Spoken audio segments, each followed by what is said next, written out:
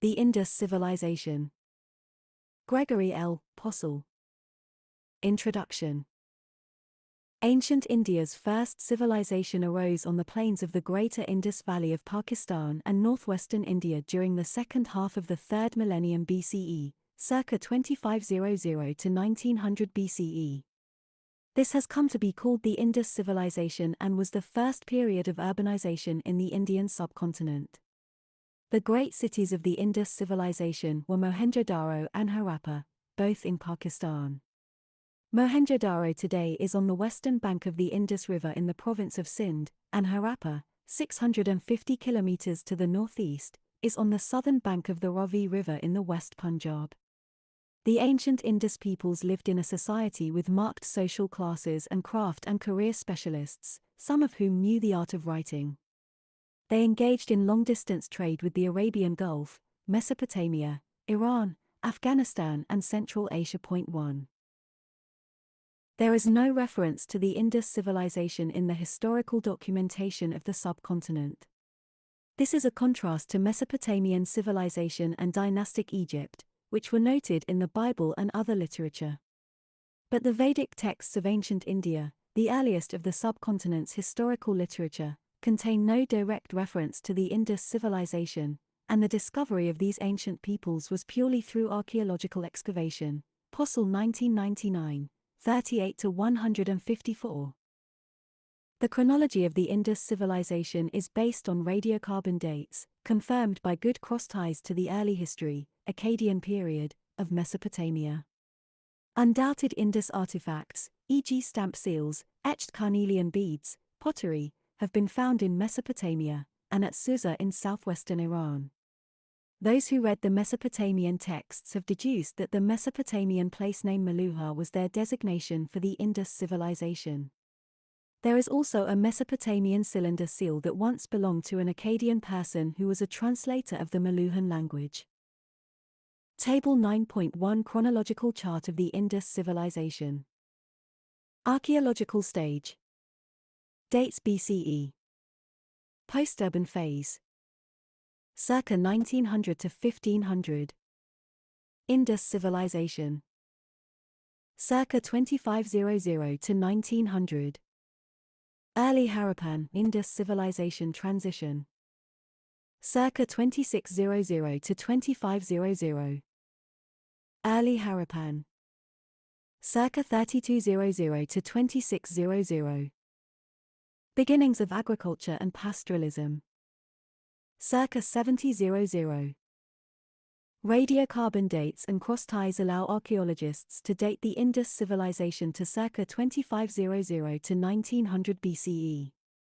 Radiocarbon dates lead them to believe that agriculture and pastoralism begin circa 7000 BCE in the subcontinent. This was the principal economic base on which the Indus civilization depended. The threshold of civilization comes in what they call the early Harappan, which dates to circa 3200 to 2600 BCE.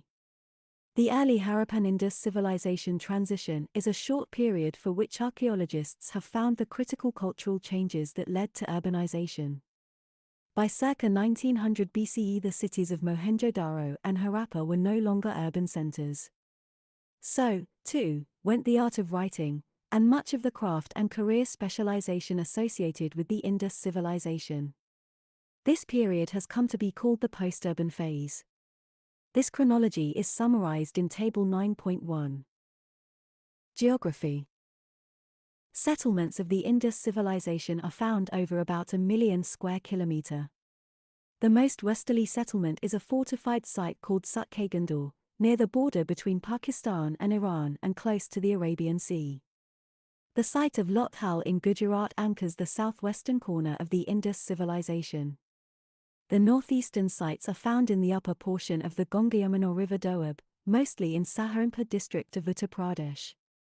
There is one settlement at Manda in Jammu, India, and another near Ropa on the upper Sutlej River. The greatest concentration of sites is in an area in Pakistan known as Kholistan, desert country, with 185 Indus civilization settlements closely spaced around Ganwariwala in the inland delta of the ancient Sarasvati, or Hakra River.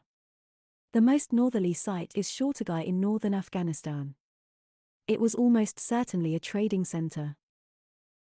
Map 9.1. Sites of the Indus civilization. Map 9.2. Sites mentioned in the text. Map 9.3. Geographical places mentioned in the text. The peoples of the Indus civilization were farmers and herders who engaged in some hunting, fishing and gathering. They grew barley and wheat and also cultivated at least two forms of gram, chickpeas, field peas, mustard, sesame and cotton. The evidence for the cultivation of rice during the Indus civilization is poor. They also used grapes and gathered wild plants such as the Indian jujube. The peoples of the Indus civilization were large-scale cattle keepers. Cattle remains are usually above 50% of the animal remains from excavated sites. This observation, and the cattle imagery in art, make it clear that this was the premier animal in their culture and that it is highly likely that it may have been the principal form of wealth. The Indus peoples also kept substantial numbers of water buffalo, sheep and goats. Urban origins. The origins of the Indus civilization are not well understood. There was a widespread early Harappan period with four regional archaeological assemblages, but no particularly large settlements. Fossil 1999, 567 to 713. There is little sign of social stratification in the early Harappan and craft specialization was not developed to a marked degree. There appears to have been a period of rapid culture change at about circa 2600 to 2500 BCE during which most of the institutions archaeologists associate with civilization, e.g. cities, social classes, writing, long-distance trade in luxury items, came together in the form that we now recognize as the Indus civilization. The causes for this urbanization remain obscure. Major settlements. There are 5 cities of the Indus civilization. The 2 best known are Mohenjo-daro and Harappa, each about 100 ha in size. There is a third city of some 80 ha called Rakhigarhi in Haryana. This was the eastern city of the Indus civilization and is currently under intensive excavation by the Archaeological Survey of India. The 4th city is completely untouched, in the Kholistan Desert of Pakistan. The 5th city is Dholavira. It too is some 80 ha in size. Short summaries on Mohenjo-daro and Harappa, as well as some of the other prominent Indus settlements, will serve to contextualize Indus religion. Mohenjo-daro. Mohenjo-daro is a truly inspiring place. This is the city of baked brick located on the floodplain of the Indus River, about 300 kilometers north of the Arabian Sea coast. It was the premier city of the Indus civilization, Fig. 9.1. Since the writing system of the Indus peoples has not yet been deciphered, we do not know what they called their city, or any of the others. Nor do we know what the Indus peoples called themselves. Mohenjo-daro was first visited by an archaeologist in 1911-12, but came under systematic excavation only in 1922-23. This work continued until 1931, with the results published in several monumental works. Marshall 1931, Mackay. Figure 9.1. Plan of Mohenjo-daro with principal pieces and buildings mentioned in the text. Drawn from Marshall 1931 and Mackay 1937-8, other sources and observation. 1937-38. There are 2 distinct mounds at Mohenjo-daro. To the west there is a high, relatively small, man-made prominence called the Mound of the Great Bath. This part of the city has many impressive buildings, including what has been widely interpreted as a ritual bathing facility. Today the lower town is an extensive set of rolling mounds to the east of the Mound of the Great Bath, which is the area within which the main population of the city lived and worked. It is in this section of the site, about 1,600 m in size, that we find the best expression of Harappan baked brick architecture, the grid town plan and the famous drainage system, connecting houses to a system of public sanitation.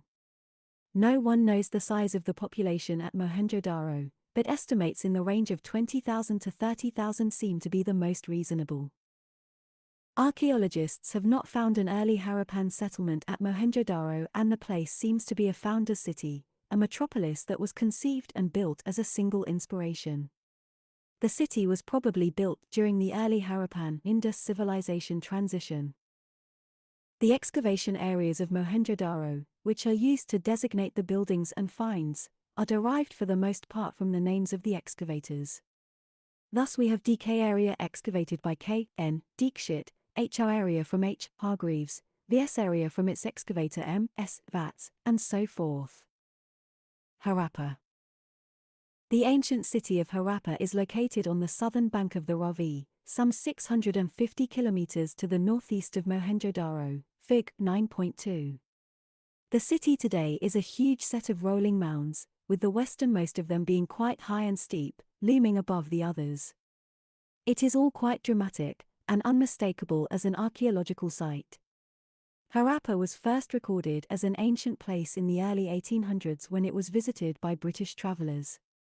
In the middle of the 19th century, Harappa was ravaged by brick robbers who used these materials for railway construction. Excavation at Harappa was first undertaken in 1922-23 by D. Soni of the Archaeological Survey of India. This city was settled considerably earlier than Mohenjo-daro, by the middle of the 4th millennium. There is also a substantial early Harappan village there and then the great Indus metropolis. The site has been divided into several areas: the High Mound, also called Mound AB, Mound F to the north with a granary or warehouse, husking floors and other small, regular buildings. Somewhat curiously, Harappa has not produced the kinds of insights into Indus religion that have come from Mohenjo-daro, however it has produced the same range of artifacts as Mohenjo-daro, and in a style that is virtually identical. The poor preservation of the site does not give the visitor the same sense of an ancient urban environment as one finds at Mohenjo-daro, but the two cities would have been comparable when they were inhabited. Fig. 9.2. Plan of Harappa. Charni-daro. This is an Indus town located 110 kilometers south of Mohenjo-daro. It is important for the presence of a workshop for making stamp seals and beads, and for understanding the relationship between the Indus civilization and the post-urban phase in the region. Mackay 1943. Lothal. Lothal is located in Gujarat at the head of the Gulf of Cambay. This trading center provides an understanding of Indus civilization trade and craftsmanship and the stratigraphic relationship between the Indus civilization and the post-urban. Figure 9.3. Plan of Kalibangan. Period in the region. The large brick-lined enclosure at the site was probably a water storage facility. Dolavira. Located on an island in the Rann of Kutch, Dolavira was a major regional center of the Indus civilization.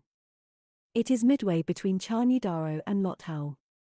At 60 ha the site was large by Indus standards.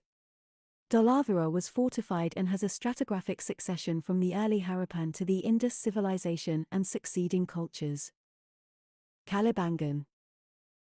The Indus town of Kalibangan is very close to the present border between India and Pakistan on a now dry river, known today as the Hakra River and in antiquity as the Sarasvati. Fig. 9.3.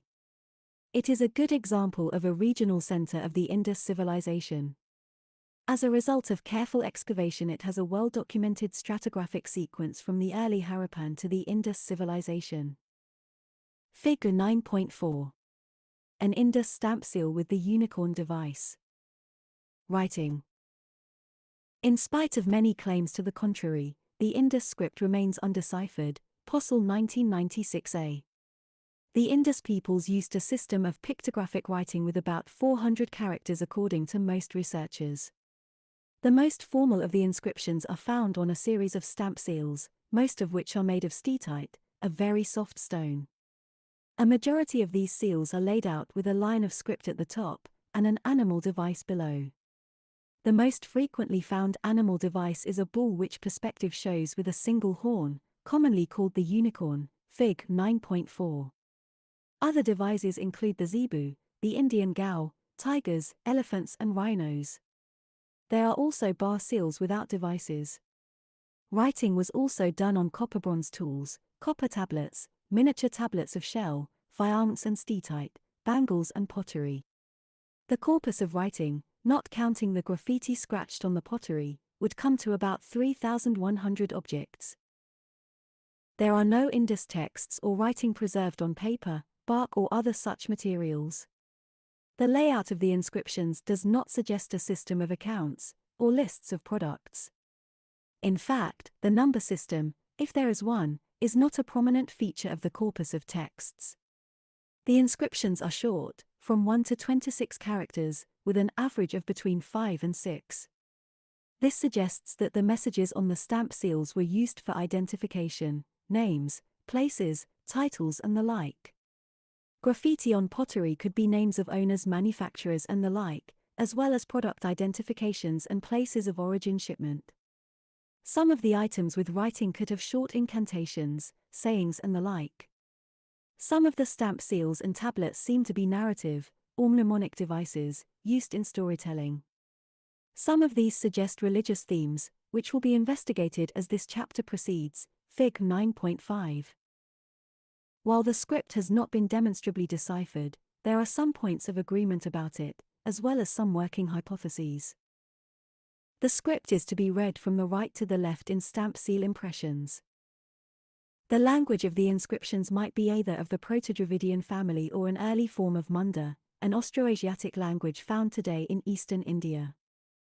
There is a need for a confirmed sign list. Most researchers agree that the sign counts and characteristics place it within the range of a logosyllabic system. There are too many signs for an alphabet and too few for a logographic system like Chinese, where individual words have individual characters. But there is disagreement concerning a number of important variables. What are the primary or core signs and which signs are ligatures, or combinations of these signs? What constitutes scribal and stylistic variation within the signs? Is there change in these variables over time and between places like Mohenjo-daro and Harappa? The rebus principle, using the sign for a fish to stand for a more abstract notion that has the same kind of sound as the word for fish, e.g. using the image of an eye, for the first-person singular I, is probably the most powerful decipherment tool for cracking this writing system. Figure 9.5. The narrative seal of divine adoration. Trade and crafts. The peoples of the Indus civilization were wide-ranging traders, within their territories of Pakistan and northwestern India and with more distant places including Afghanistan, Central Asia, the Iranian plateau and Mesopotamia. Seafaring merchants of the Indus civilization reached the Arabian Gulf and Mesopotamia, and probably the mouth of the Red Sea. The internal trade and commerce was involved with subsistence materials, such as fish, extending to raw materials such as copper, gold, silver, chert, soft grey stone, chalcedony and other semi-precious stones, lapis lazuli and shells. The trade with Mesopotamia, which for the most part seems to have been maritime, is very well documented, Possil 1996b. The first clue to these contacts comes from cuneiform documents, which speak of ships sailing in the Arabian Gulf, and those of Meluhar, or the Indus civilization. These ships brought back semi-precious stones, exotic birds, timber and the like. Unfortunately, we have little idea of what these shipping ventures brought to ancient India in exchange for these products. But there are many Indus artifacts in Mesopotamia, including seals, etched carnelian beads and ceramics. On the other hand, the Mesopotamian products found at Indus sites are very few. The transformation of the Indus civilization. The excavations at Mohenjo-daro and Harappa have demonstrated that these ancient cities were largely abandoned by 1900 BCE, at the end of the Indus period, Possil 1997. This evidence, as well as regional archaeological exploration, indicate that Sindh and the West Punjab experienced the widespread abandonment of Indus settlements at the opening of the second millennium. But the same is not true everywhere. In Gujarat there are many settlements at the beginning of the post-urban phase. Rojdi, an important site in central Saurashtra, underwent a major rebuilding in the opening centuries of the second millennium that expanded the total size of the settlement by half. In the Indian Punjab, Haryana, northern Rajasthan and western Uttar Pradesh there are 216 known Indus civilization settlements. The opening centuries of the second millennium BCE see them increase to 859, a fourfold rise. No one knows for sure the full meaning of these observations, but it does seem to indicate that the eclipse of the Indus civilization was a regional phenomenon that did not strike all parts of the Indus world in the same way. Older theories which hold that the cities and civilization were destroyed by invading Aryan tribes make very little sense. This is in part because there is no evidence for the sacking of any of the Indus civilization settlements. Nor is there good chronological agreement between the date of the Vedic texts and the changes seen so graphically at Mohenjo-daro and Harappa. The proposition that a natural dam formed across the Indus River in Sindh and flooded out the civilization has been widely critiqued and has been discredited. The peoples of the Indus civilization. Considerable attention has been given to the religion of the Indus civilization, and not only from archaeologists.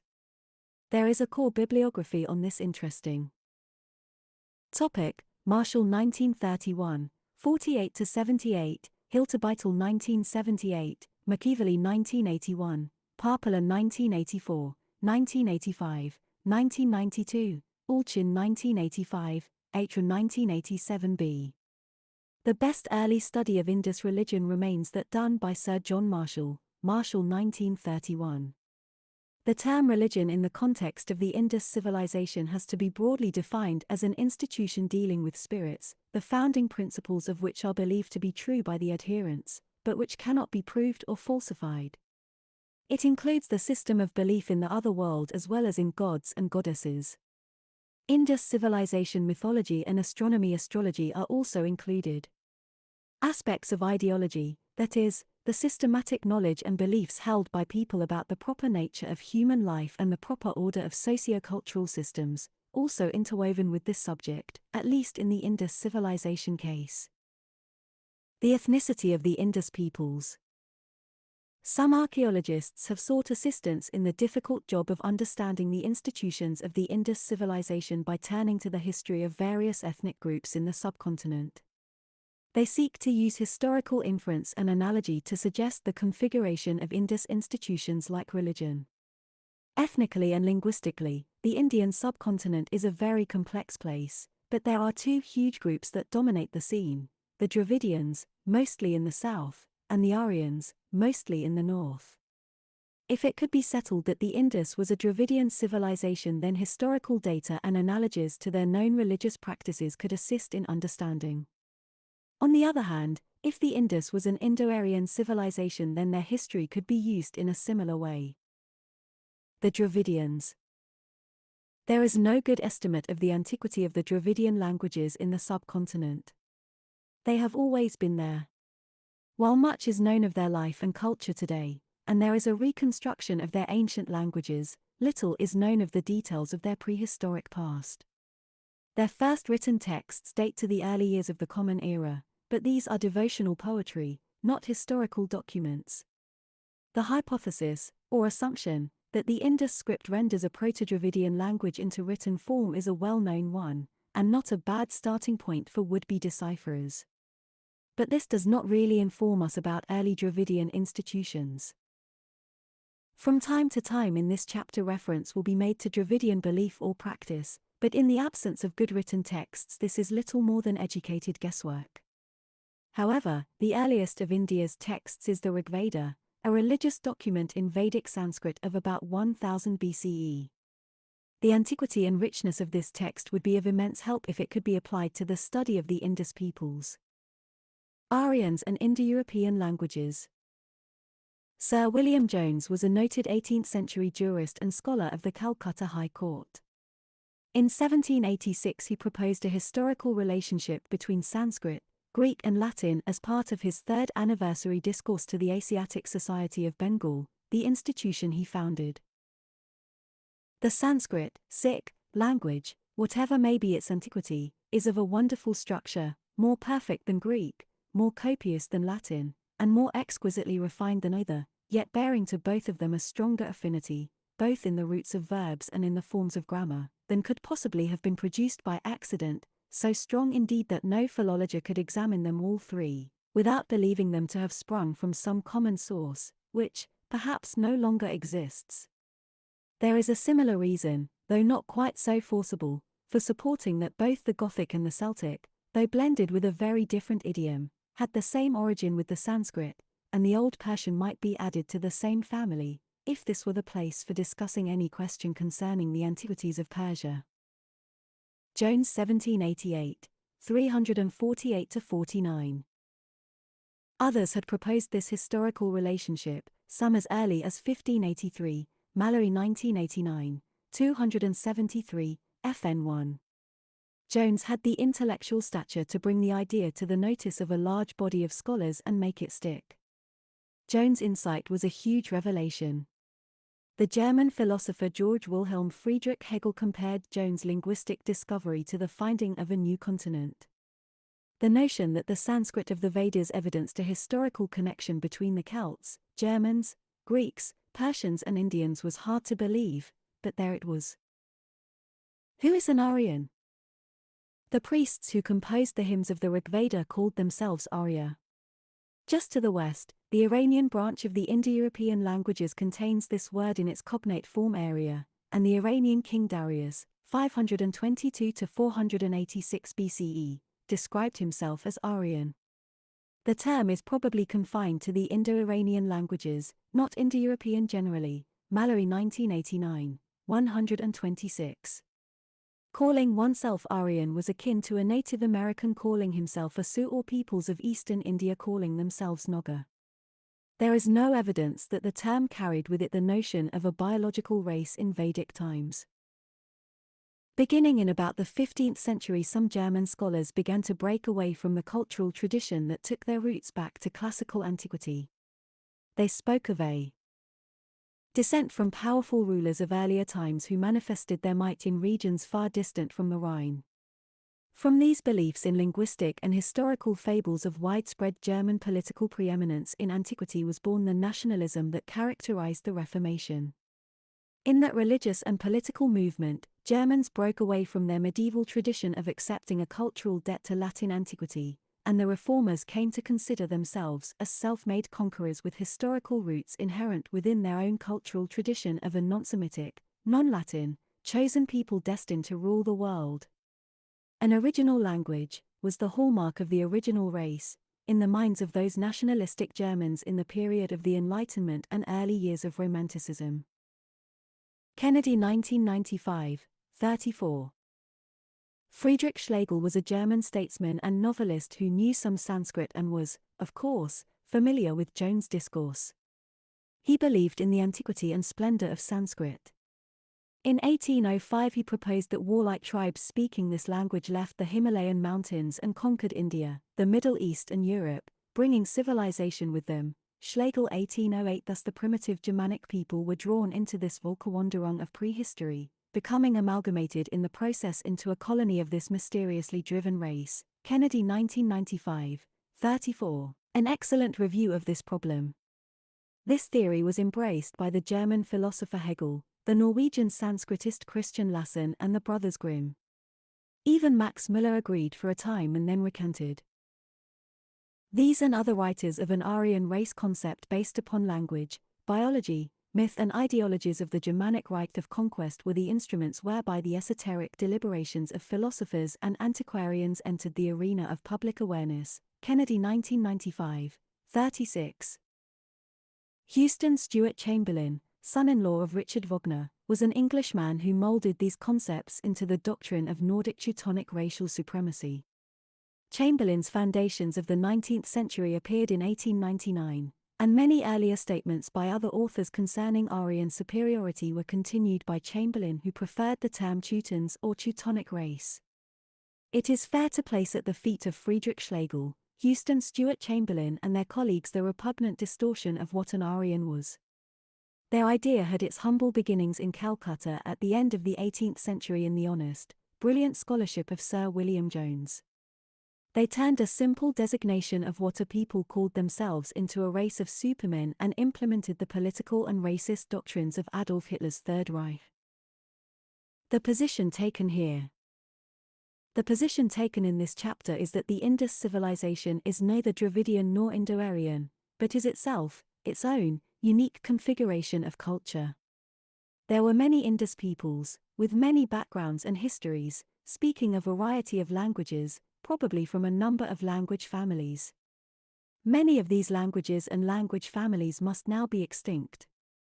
In the end, the question of whether the Indus civilization is either Dravidian or Indo-Aryan fails because it is a gross oversimplification of a complex cultural and historical reality. Sir John Marshall's position on the Indus and Aryan civilizations. Sir John Marshall was the first person to synthesize the results from early excavations at Indus civilization sites. In one of his essays he contrasted the Indus civilization with what we know of the life of the Aryans as it comes to us in the Rig Veda, Marshall 1931, 110-12. There are some important discrepancies. The Indus peoples lived in cities, built large houses of baked brick and were intensive farmers, with some pastoralism. The Vedic peoples lived in camps, did not know of baked brick and were pastoral more than agricultural. The Indus peoples knew the art of writing. The Vedic Aryans did not know writing, or even know people who practiced this art. The Indus civilization had many settlements in the Punjab, Sindh, Balochistan and Gujarat. Vedic life was confined to the Punjab, Sindh, Balochistan and Gujarat were distant, shadowy places. Indus religion was iconic, Vedic religion was not. Indus religion involves what Marshall calls phallic worship, Vedic religion does not. In Indus religion there is evidence for balance in the worship of both male and female elements. In Vedic religion the female element is subordinate to the male, and much less prominent. Marshall summarizes his position with this final, almost playful, observation. We are wholly at a loss to explain how the Indo-Aryans came to relapse from the city to the village state, or how, having once evolved excellent houses of brick, they afterwards contented themselves with inferior structures of bamboo, or how, having once worshipped the Linga and the mother goddess, they ceased to do so in the Vedic period, but returned to their worship later, or how, having once occupied Sindh, they subsequently lost all memory of that country and of the lower Indus. Marshall 1931, 112. The religion of the Indus civilization. Sir John Marshall's comments on Indus religion were perhaps the most sophisticated of his thoughts on these ancient peoples. While there are parts of Marshall's syntheses that are no longer tenable, many of the fundamentals are sound. This being the case, the structure of his approach will be used here, updated where needed, introducing collateral thoughts along the way, but sticking to his path. Marshall began his discussion with the great divisions of this Indus institution into the domains of a great mother goddess and a great male god, Marshall 1931, 49-58. The great female goddess. The great mother goddess was made manifest in female figurines and other iconography. Some of the female figurines manufactured by Indus peoples were toys, but others were votive offerings, or perhaps cult images for household shrines, Marshall 1931, 50. Among these, the first that demand attention are a large number of female figurines of terracotta, found at both Mohenjo-daro and Harappa. 2 These are paralleled, as we shall see, by kindred examples from the neighboring country of Balochistan. The figurines like the woman kneading dough or the one holding a dish of cakes in her arms are probably toys, without any religious meaning. Others with children in their arms, or pregnant may be assumed to be ex voto offerings, perhaps with a magical significance. The great majority, however, of these figurines portray a very distinctive and generally uniform type, viz. a standing and almost nude female, wearing a band or girdle about her loins with elaborate headdress and collar, and occasionally with ornamental cheek cones and a long necklace, Marshall 1931, 50. Fig. 9.6. Figurines from the Indus civilization that may be representative of Marshall's female deity.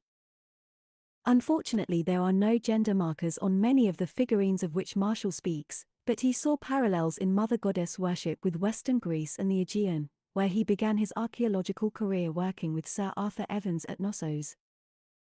The evidence for Mother Goddess figurines in Indus civilization religion is not particularly robust. Fig. 9.6. Just which functions the terracotta female and male figurines played in Indus civilization life is open to question. It might well be that some of them were multifunctional.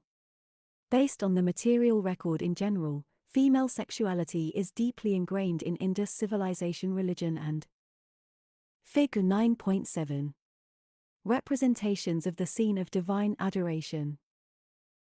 Ideology and notice will be taken of this point as this exploration of ancient beliefs progresses. The seal of divine adoration. An analysis of a seal that can be called the seal of divine adoration also may lend some insights in the Great Mother Goddess. See Figs 9.5 and 9.7. This is an extremely interesting representation which occurs often in the corpus of Indus glyptics. The composition of the scene of divine adoration suggests that it is a kind of mnemonic device for the narrative of an important story or theme in Indus culture. It is made up of several subscenes. The central figure, placed in the upper right-hand corner of the seal impression, is a human figure standing inside a plant, with a ring base. The figure wears a tripartite headdress and has long hair down the back. In front of the tree and standing figure is a second human, in a headdress and headgear similar to the principal. But, this figure is in a kneeling posture suggesting a supplicant or worshipper. There is some justification, therefore, in thinking of the figure in the tree as a divine personage. Behind the supplicant is a goat with wide, corkscrew horns jutting out parallel to the ground. As will be seen as this chapter develops, there is a strong dichotomy in the Indus civilization concerning males and an association with animals and females and an association with plants. I therefore take the supplicant associated with the goat to be male and the person inside the plant to be a woman. Marshall noted, the nude deity appearing between the branches is very small and roughly portrayed, but the absence of any evidence of male sex, coupled with the fact that tree deities in India are usually female and that the ministrant figures on this seal also appear to be women, all point to its being a goddess rather than a god. Marshall 1931, 64. A line of 7 attendants facing away from the goddess is at the bottom of the seal.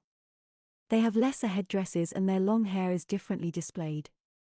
Marshall wrote of them, the 7 figures in a line at the bottom I take to be female officiants or ministrants of the goddess. The plumes on their heads might be feathers, but it is more probable that they are small branches, such as in Kafiristan are still worn on the head by officiants at the worship of fruit of the Himalayan pencil cedar, when branches are also burnt in honor of the tree spirit. Marshall 1931, 65. Their garment, as it is portrayed, has more than a vague resemblance to modern Punjabi dress. Some scholars have seen a sacrificial altar on this seal. Parpala 1992. This is not apparent to me, nor would I agree that the goat is necessarily a sacrificial animal. The Soviets in their proposed decipherment of the Indus script made many assumptions about the presence of sacrifice in the Indus civilization, none of which seems to be supported by real evidence. Marshall wrapped this iconography in later Indian notions of the pipal tree as the tree of knowledge and with tree spirits. This method has strengths and obvious weaknesses. See Parpala 1992 for another interpretation of this seal. 7 attending figures on the seal of divine adoration. 7 standing figures occur in several places in Indus iconography. Fig. 9.8, the most prominent being the seal of divine adoration. 7 is an auspicious number in the Indian tradition and there is mention of the 7 sisters in the Fig. 9.8. 2 Indus objects with 7 figures. Rigveda.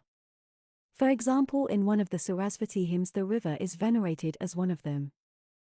And dear to us among the deer, with her 7 sisters Sarasvati, well loved, has been worthy of our praise. Having filled the terrestrial regions, the broad expanse and intermediate space, may Sarasvati protect us from scorn. Having 3 abodes and 7-fold, making the 5 tribes to increase, she has been worthy of invocation in every contest.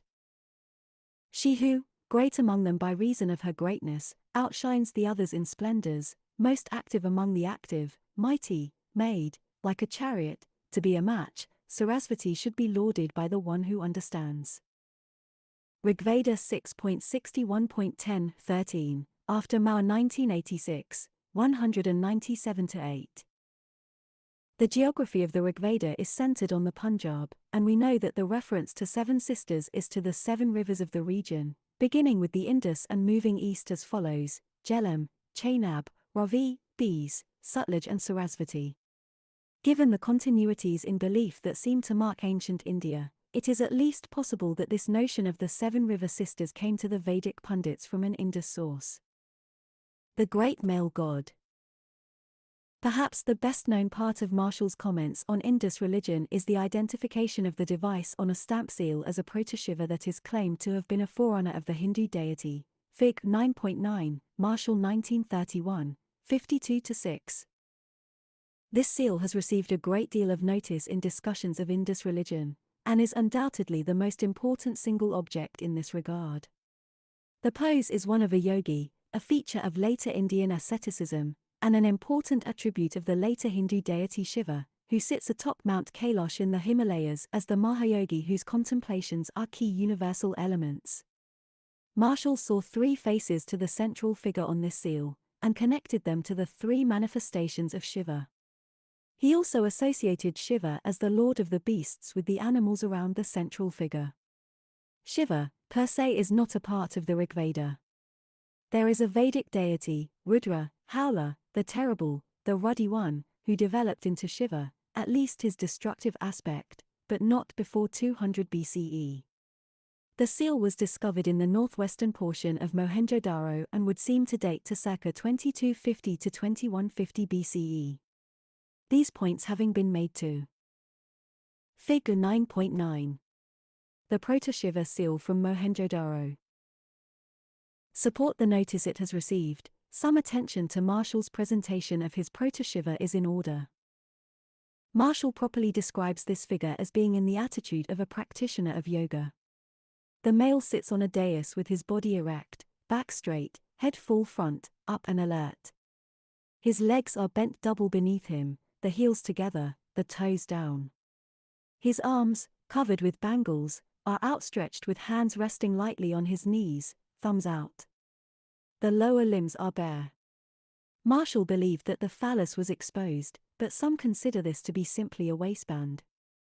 He draws on the connection with Shiva as preeminently the prince of yogis, the typical ascetic and self-mortifier, whence his name. Mahayogi. In the course of time the yogi came to be regarded as a magician, miracle monger and charlatan. Marshall 1931, 53-4. Shiva is not only the Mahayogi but also lord of the beasts. In historical times this was thought of as the lord of cattle, but in the Vedas the name signified the master of beasts in the forest, thus the presence of wild animals on the seal would have to be interpreted as following the more ancient usage. Rudra also bore the title Lord of the Beasts. The head is surmounted by a pair of large buffalo horns meeting in a high central headdress. 4 wild animals surround the figure: elephant, rhinoceros, water buffalo and tiger. Beneath the dais are 2 antelopes or ibexes. 7 Indus logographs are included on the seal, but one of them, a simple human stick figure, may be out of place and not a part of the inscription. Marshall's position on the Proto-Shiva seal can be summarized as follows. The figure has 3 faces, and that Shiva was portrayed with 3 as well as with the more usual 5 faces comes to us from abundant examples. The head is crowned with the horns of a bull. He felt that this formed a trident, Shiva's 3-pronged symbol. Both the bull and the trident are characteristic emblems of Shiva. The figure is in a typical yoga posture, and Shiva was and still is regarded as the Mahayogi, the great yogi. He is surrounded by animals, and Shiva is the lord of the beasts.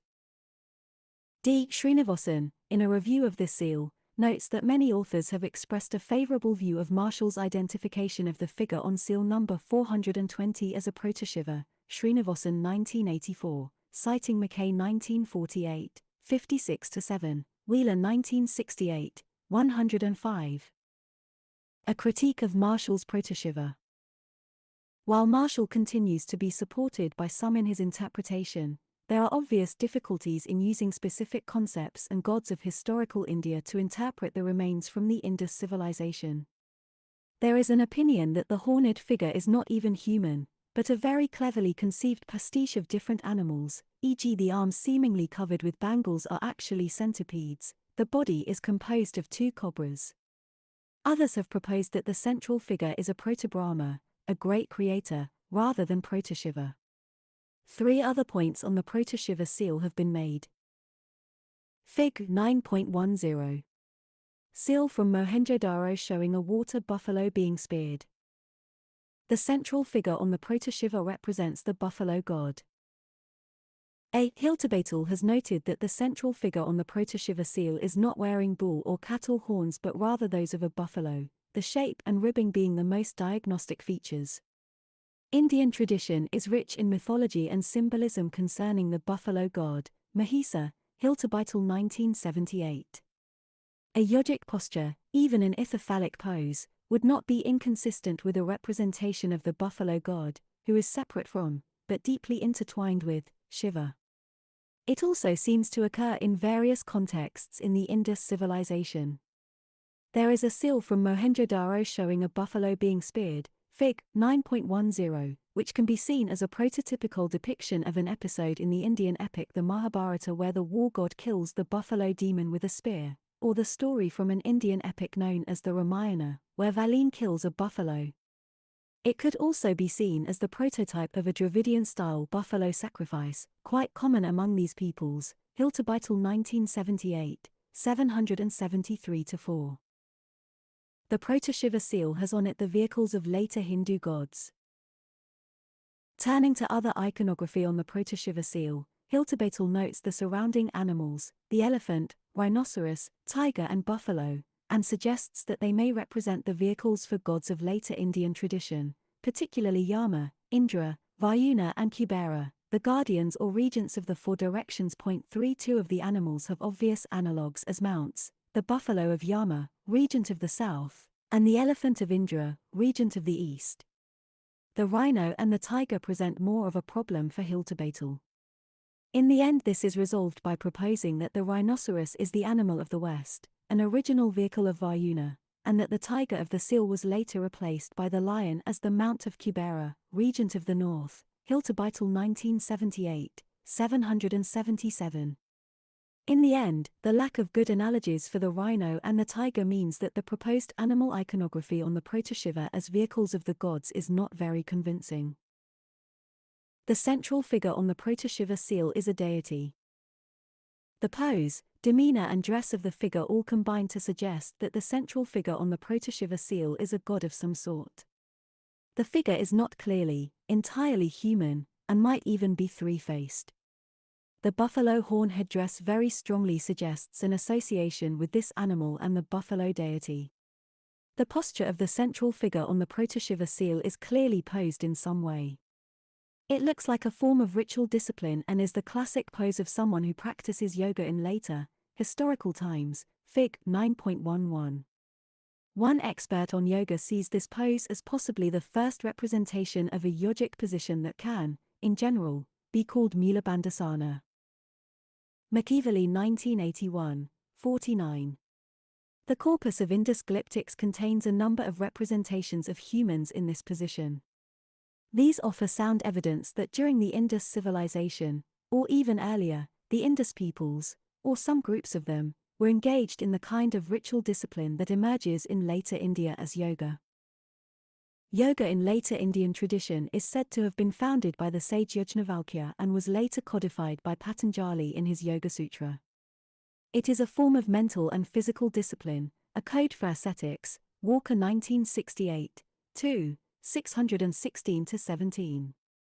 If yoga originated in the context of the Indus civilization, then either later Hindu tradition formed its own origin myth or the history of this sort of ritual discipline is more complex than might at first be suspected. It is probably the latter. There is a clear association between the god and the buffalo based on the headdress. The sweeping curve of the horns and the fact that the artist who carved this seal has attempted to indicate the distinctive ribbing of buffalo horns testify to this fact. History of the water buffalo motif in the Indus region. The buffalo horn motif first appears in the early Harappan and it is quite common there.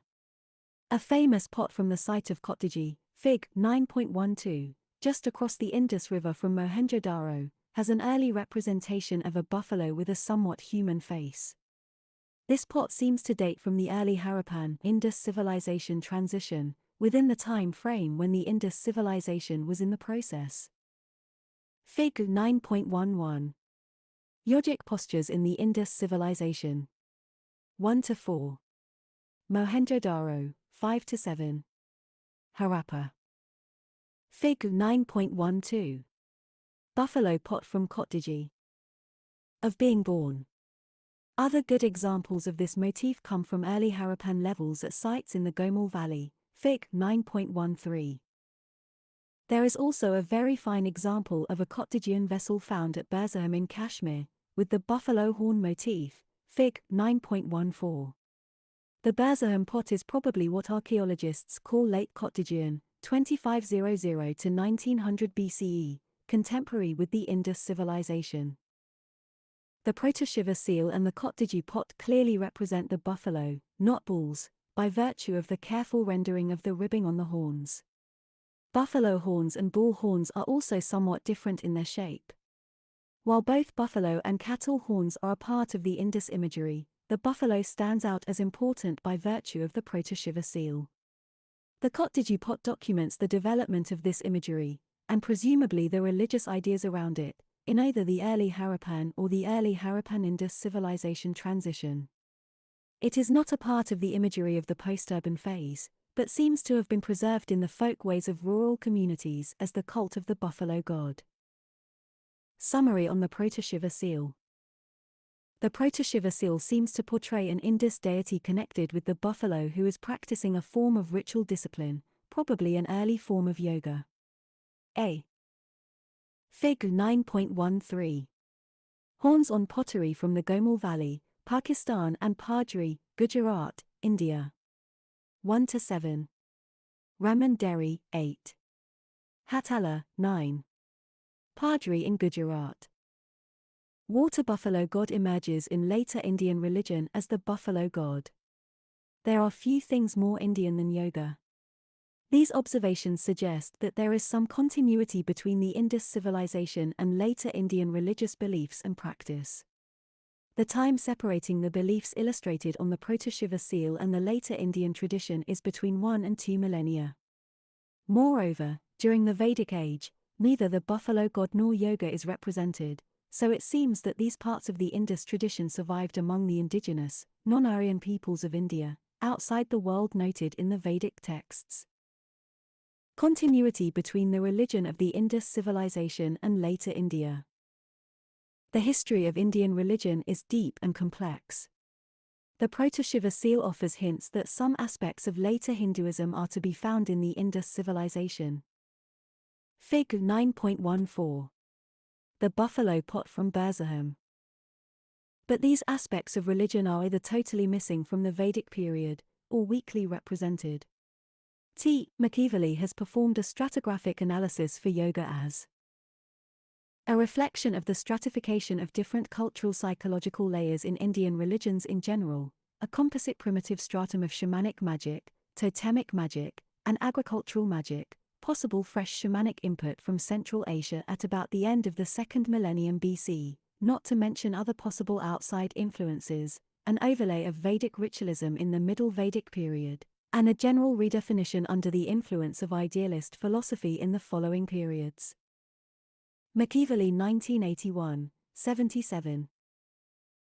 He emphasizes that this mixing of elements cannot be limited by a purely chronological scheme, the characteristic of uneven development, which may be more pronounced in India than anywhere else in the world, has allowed this interplay of elements from various stages of religious history to continue to renew itself down to modern times. McEverley 1981, 77. The Priest King as a Yogi. One of the most identifiable images from the Indus civilization is the so-called priest king from Mohenjo-daro, Fig. 9.15. This wonderful representation of a male is only 18 centimeters high. We do not know that it represents either a priest or a king, let alone someone on whom these dual responsibilities were conferred. Chanda observed that he appears to have his half-closed eyes concentrated on the tip of his nose, a yogic pose, Mackay 1931 c. 357, FN1, attributed to Marshall. Since the eyes are missing, this is open to interpretation, but I have seen the priest king many times and Chanda may well be correct. If he is, this would be additional evidence for a yoga-like form of ritual discipline in the Indus civilization. Shaktism. Fundamental to the martial synthesis of Indus religion is that it marks the beginning of a later Indian principle called Shaktism, the principle of sexual dualism, a kind of duality in unity. Shakti or energy is the term applied to the wife of a god, and signifies the power of a deity manifested in and through his consort. The deity and his wife represent the dual aspect of the divine unity, and together symbolize the power of the Godhead. But in many cases the need for a consort or companion was satisfied by creating a practically inactive goddess who played no conspicuous part in the life of her spouse, and she was often named after the deity himself, thus, Agni after Agni, Brahmani after Brahmin. On the other hand, in many instances the female deity of the divine pair was regarded as the active principle of the universe, and was often conceived of as having greater importance than the male. The principal divine couples when named conjointly were therefore named with the Shakti or female name first, e.g. Radhakrishna, Gaurashankar, Sitarama. Walker 1968, 2, 336. Fig. 9.15. The Priest King from Mohenjo-daro. Fig. 9.16. Two phallic stones, lingas, and a yoni, on the right, from Mohenjo-daro. In Marshall's view, this primitive mother worship led to the transformation of the goddess into a personification of female energy, Shakti, and their eternal productive principle, which was in turn united with their eternal male principle to become the creator and mother of the universe, Marshall 1931, 57-8. Support for the presence of this duality in the Indus civilization came to Marshall in the form of cult objects representing human sexuality, beetallic and phallic stones, lingas, as well as the female, yoni ring stones. 3 cults, beetles, lingas and yonis. There are many phallic objects from sites of the Indus age, only a few of which are crafted well enough for them to suggest the male organ. The so-called yonis could be symbolic representations of anything female. 3 objects of this sort are shown in Fig. 9.16. Beetles, also known as omphalos or navel stones, were a more difficult proposition for Marshall. They were objects shaped much like lingas, but lacked any anatomical detail. They were just plain columnar stones, with a flat bottom and a curved top. He admitted that they too could represent the male organ, but thought that it was not likely that the Indus peoples would have some stones of this sort with anatomical detail and some without. So, those without anatomical detail were dubbed beetles. Larger phallic and beetallic stones were intended for worship, the smaller ones were amulets to be carried on the person. Rebirth and, by implication, a pardon of sin could have been achieved by physically putting some part of the body through a yoni ring stone. Marshall summarizes his position on this matter this way. I distinguish 3 types of cult stones at Mohenjo-daro and Harappa, the beetallic, the phallic and the yoni ring stones. Each of these types is represented by numerous examples, both small and large, the former much predominating over the latter. The large specimens I take to be objects of cult worship, the smaller ones to be amulets for carrying on the person, just as miniature lingas and yonis are still commonly carried, but it is not unlikely that some of the smaller specimens may also have served as gamesmen. Whether these 3 represent 3 distinct cults is uncertain, but it is not unnatural to suppose that linga and yoni worship may have been associated then, as they were later under the aegis of Saivism. On the other hand, it is probable that they were originally quite distinct from beetallic worship, which is found frequently connected with the cult of the mother goddess among the oldest tribes, whereas phallism is rarely, if ever, found among these aboriginal people. Marshall 1931, 63.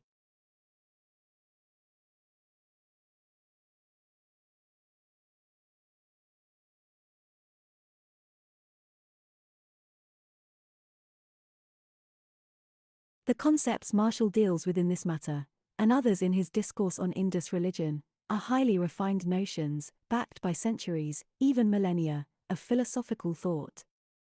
The religious features of the Indus civilization and those akin to them in later Indian religion should not be thought of as the same. They were different, the Indus philosophical thought being comparatively unrefined. The vocabulary would have been different as well. These points call into question the wisdom of using words like yoga and Shakti, let alone mother of the universe, in describing Indus practice, since it would be wrong to believe that Indus Shakti was just like Hindu Shakti in word or in deed. Given the qualification just given, there still may be a germ of later Hinduism in the Indus civilization. We can imagine that these beliefs and practices were retained by the descendants of the Indus peoples as a folk tradition. They came to Hinduism as these indigenous peoples interacted with the Arya as they together participated in the emergence of their religion. Fig. 9.17. Two ceilings with animals in procession, from Mohenjo-daro. Other aspects of Indus religion. Zoolatry. There is widespread evidence for animal worship in Indus beliefs. For example, two processional ceilings show animal figures carried above the crowd, Fig. 9.17. This is evidence for both public performances, with religious overtones, and the veneration of animals.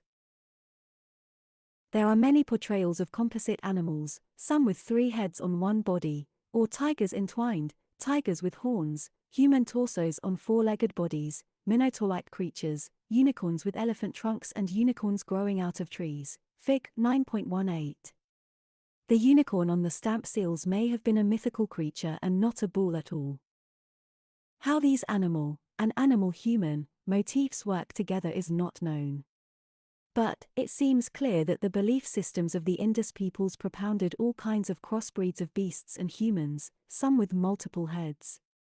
The iconography also admits the possibility that we are witnessing an artistic rendering of an otherwise oral form of another world. Although it is comfortable to view these animal themes within the context of religion or ideology, it is not clear that deity and worship should be inferred. The notion that the representations of unicorns with elephant trunks were composite gods may be out of place. The swastika. The swastika is one of the most widely recognized symbols of the 20th century. It is often viewed with apprehension because of its close association with the German Nazi Party, Aryanism and racist elitism. Actually, the motif is very widespread in both time and place, being found at several ancient places in the Americas, Scandinavia, Greece, Egypt, Iran, China and, of course, ancient India. 2 early representations come from southwestern Iran, as seen in Fig. 9.19. Fig. 9.18. Mythical animals in the art of the Indus civilization. Fig. 9.19. The swastika from Susa, left, and Tolai-Bakan, right, in southwestern Iran. Fig. 9.20. The swastika on seals and ceilings from Mohenjo-daro. The swastika is a prominent part of the iconography of the Indus civilization, occurring most frequently on seals and ceilings, sometimes combining with other Indus religious themes. This is seen in Fig. 9.20, where the swastika is seen on a 3-sided terracotta ceiling with the scene of divine adoration on one side, the swastika and an elephant on the others. We do not know the symbolic value of this symbol during Indus times. In historical India, the swastika is a symbol that can be widely seen, and it has many associations, some of which are as follows. Hindus and Jainas use the swastika as a mark for good beginnings, and it is therefore associated with doorways, thresholds and offerings.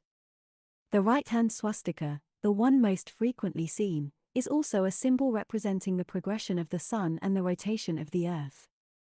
An extension of this notion is carried forward in the association of the swastika with the continued cycle of rebirth.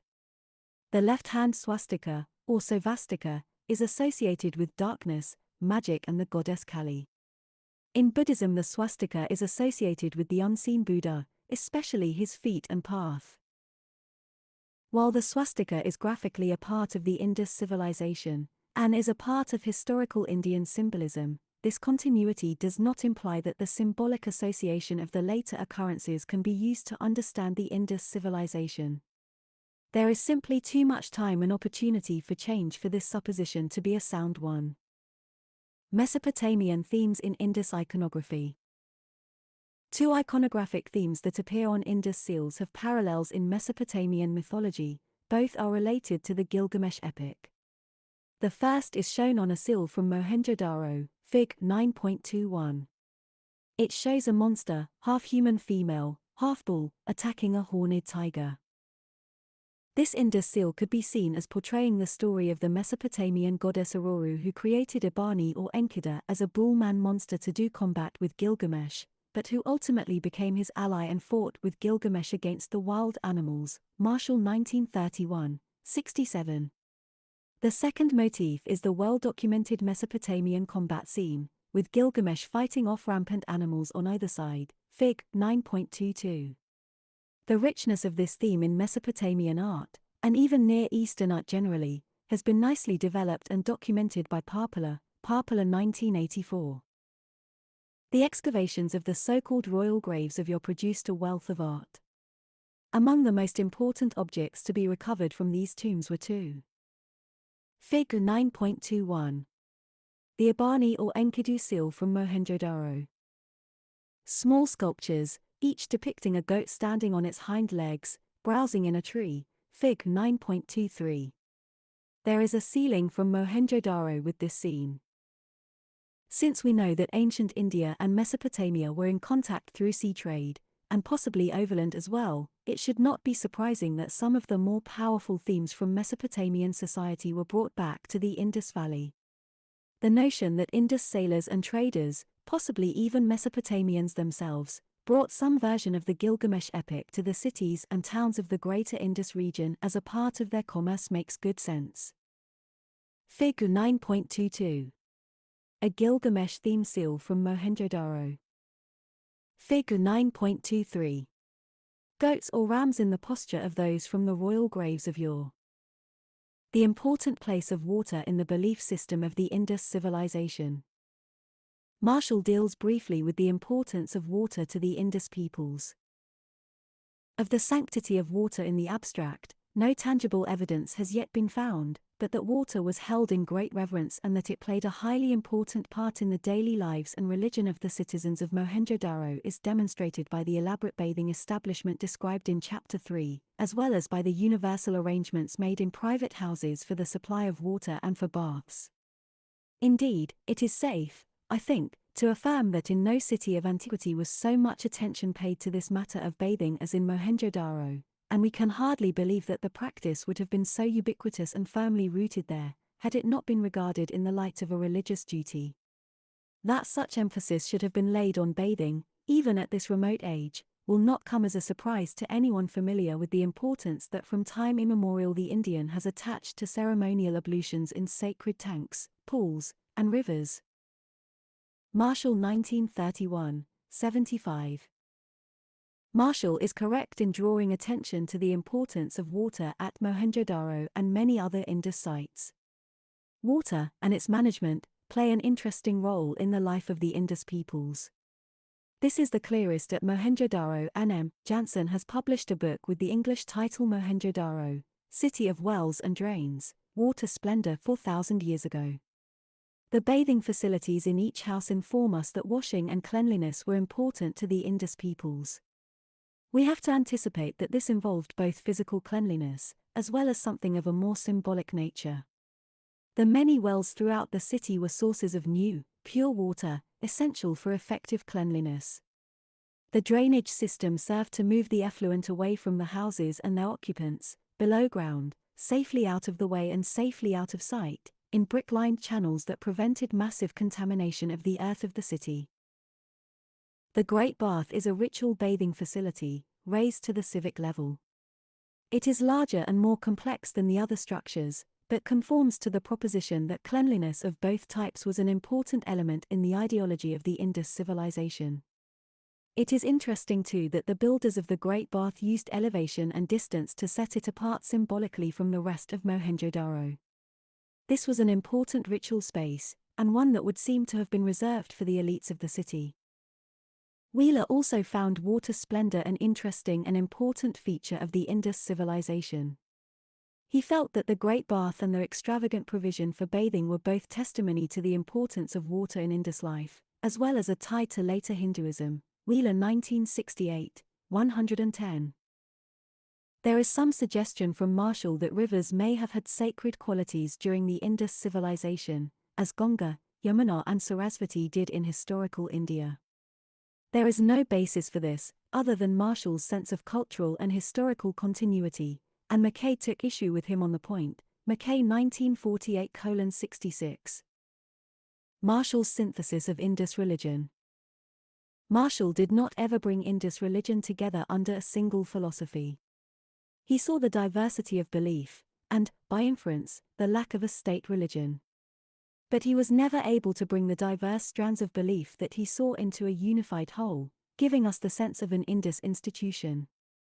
We are thus left with the notion that there may have been a number of Indus religions, some people worshipping the great male god, others the mother goddess, or water, or the phallus, without any overarching philosophical principles involved. Sir Mortimer Wheeler was quite explicit in sensing this multiplicity of beliefs and titled a chapter in one of his works The Indus Religions, Wheeler 1968, 108-10. Some other attempts to synthesize Indus religion. There are other authorities who have tried to synthesize the religion of the Indus civilization. Many of these are politicized tracts, and although this is a legitimate form of inquiry, it is not objective scientific investigation. The first study of the latter type was undertaken by R. Chanda, a superintendent of the archaeological section of the Indian Museum, Calcutta. Ramaprasad Chandra. R. Chanda's first work on the Indus civilization was titled The Indus Valley in the Vedic Period, Chanda 1926. It was published just as the first major season of excavation at Mohenjo-daro was taking place, when very little was known of this civilization. Chanda's writing is anything but tentative. He concluded that there was little in the remains of the Indus civilization to make a direct link to the Vedic age, or to Aryan culture. Chanda also noted that there were some elements in the Indus civilization that seemed to be a part of historical India, but not so much the Vedic age. He was not quite sure how to explain this, but there it was. Today, many scholars sense the same thing, and are making renewed attempts to explain these connections in a rational way, using anthropology and archaeology, as well as texts, as their guides. Shubhangana Atru. Atru undertook a study of Indus religion as a PhD topic at Deccan College in India. This later appeared as a book, Atru 1987a. Dr. Atru begins her investigation with a critique of Sir John Marshall's thoughts on Indus religion. She feels that there is little to connect the Indus civilization to the later Hindu beliefs that Marshall draws on so freely.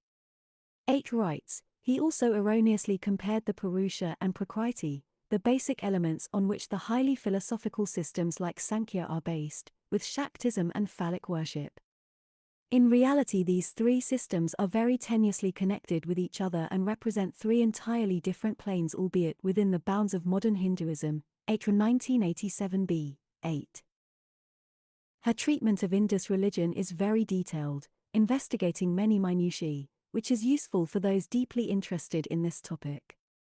Her thesis deals with the mother goddess in Indus life, and Atru is virtually alone in seeing the central deity on the Proto-Shiva seal as female, a mistress of animals rather than the lord of the beasts. The motifs occurring on seals and sealings constitute the only base for reconstructing the Indus pantheon, and after examining them we have formed a hypothesis that the main deity of the Indus peoples was the great goddess of animals and vegetation. Atru 1987a, 191. Atru argues forcefully for her position and Marshall's many good ideas about the mother goddess aspects of Indus religion. Whether the central figure on the Proto-Shiva seal is male, my contention, or female, Atru's contention, she certainly gives us thoughts on this topic that are an alternative to Marshall and the mainstream. Asko Parpala. A. Parpala's research on the Indus script has led him to a parallel study of Indus religion. His research deals with themes already noted here, the pose of ritual discipline on the Proto-Shiva seal, Indus iconography in Near Eastern contexts, an interpretation of the seal of divine adoration, Parpala 1984, 1992. The central point for Parpala's research on Indus beliefs is his study of the priest-king and his garment, Parpala 1985. The sky garment. The garment worn by the priest-king is covered with a trefoil motif, found in other Indus civilization contexts, most prominently beads. The trefoils on the garment were originally filled with a red pigment, the color the Indus peoples always associated with this design. This motif also occurs in the West, and Wheeler says of these examples, the analogies from Egypt and Mesopotamia at least combine to suggest a religious and in particular an astral connotation for the motif, and support the conjecture that the Mohenjo-Daro bust may portray a deity or perhaps a priest-king, Wheeler 1968, 87. Whatever the Western parallels, Parpala sees some striking connections with Indian tradition, starting with the Rig Veda.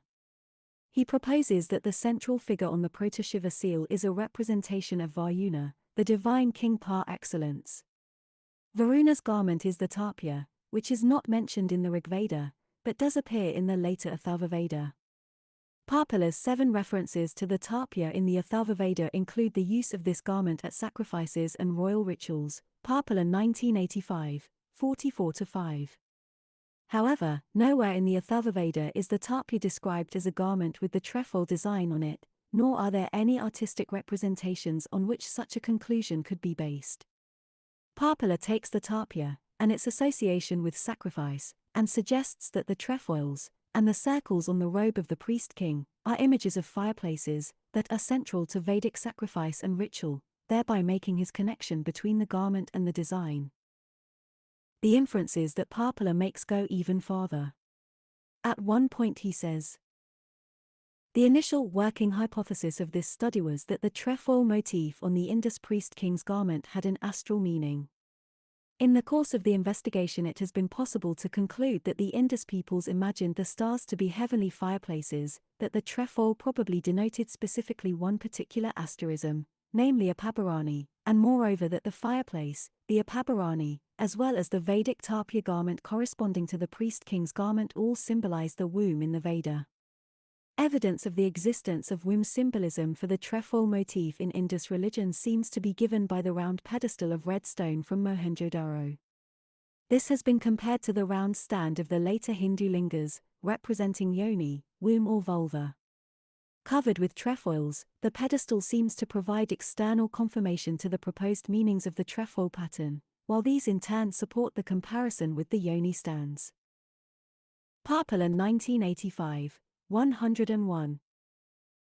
While Parpala has shown that he is an immensely knowledgeable scholar, and he argues forcefully for his points, in the end the logic supporting his proposal concerning the tapya sky garment of the priest-king is indirect, tenuous and hard for me to accept. Since his insights into Indus religion are no more informative than the assumptions underlying them, they are not yet convincing. But Parpala is an imaginative scholar, and his lack of success at the moment should not lead one to infer that he is at a dead end. F. R. Allchin's interpretation of a seal from Charnudaro. E. J. H. Mackay found a rather extraordinary seal in the course of his excavations at Charnudaro, Mackay 1943, PLLI, number 13. It shows a short-horned bull, an Indian cow, above a prostrate human figure, Fig. 9.24. Mackay thought that the scene depicted a simple attack by the bull, and the human was merely attempting a defense against the animal, Mackay 1943, 147. F. R. Allchin has published a short study of this seal, Allchin 1985. As he sees it, the cow is standing on his hind legs, elevated above the human figure. The animal's front legs are shown in excited motion. His erect penis is shown in correct anatomical position. The figure below the cow is less clearly shown and consequently more difficult to interpret. Allchin and Mackay see a headdress to the far right bottom of the seal impression. Allchin compares the human to, among other things, the plant goddess inside the tree on portrayals of divine adoration, see Fig. 9.7. The head can be made out, but it is not clear if it is shown in profile, with a beak-like nose, or with head turned, and both eyes apparent. The diagonal lines between the gal's forelimbs and the figure's head seem to be an arm or arms, fending off the animal's pawing thrusts. There is a prominent incision on the seal, shown as a line parallel and to the right of the erect penis. After rejecting several possibilities, Allchin concludes, reservedly, that this represents an umbilical cord linking the human to the gal. The deep diamond-shaped cut at the base of this line is the female's sexual organ, open to receive the animal. The scene is one of very great dynamic and excitement, a bull about to take a female goddess in an act of sexual aggression. But the clear appearance of her open, exposed genitals tells us that she is a willing partner in this deed. Fig. 9.24. The seal from Charnudaro with a gal ravishing a human. Allchin rightly rejects the notion that this scene has any serious connection to the horse sacrifice. Both the participants are clearly alive, and there is no place for the very prominent umbilical cord in this story. Instead, he turns to the Vedas and forms an interesting hypothesis concerning the scene. The Vedas offer a distance view of certain aspects of creation and a coherent, if mysterious, symbolic language through which related subjects are approached. One special feature is the way in which certain concepts and words stand in formal relationships to one another. As is well known, heaven and earth form a pair, often addressed together. Together they form two world halves or bowls of the Vedic universe. Heaven is masculine and constitutes a primal male element, earth is feminine and represents a primal female equivalent. It follows that there are often references to the fatherhood of heaven and the motherhood of earth. For example, heaven is my father. Earth is my great mother. Rigveda I, 163, 33 and also I, 89, 4, I, 85, 10-11, etc. Allchin 1985, 376. Such references to heaven and earth are invariably linked to creation, as in, heaven is my father, here is the navel that gave me birth, here is my connection, or umbilical cord, earth is my great mother, the womb for me was between the two bowls stretched apart, the father placed the embryo in the daughter, Rigveda I, 164, 33, Allchin 1985, 377. This kind of documentation continues, with selections from the Atharvaveda as well, and allows Allchin to conclude, in the Charnudaro seal we have a representation of heaven, the bull, who is at once the consort and the father of earth, and of earth who is at the same time the consort of the bull, heaven, and the mother of the bull, her calf, and that these themes can be understood by reference to the creation myths found in the Atharvaveda. Allchin 1985, 381. There is a good fit between the iconography of this seal, which shall now be called the Heavenly Father, Mother Earth seal, and the creation myths in Vedic literature that Allchin has presented.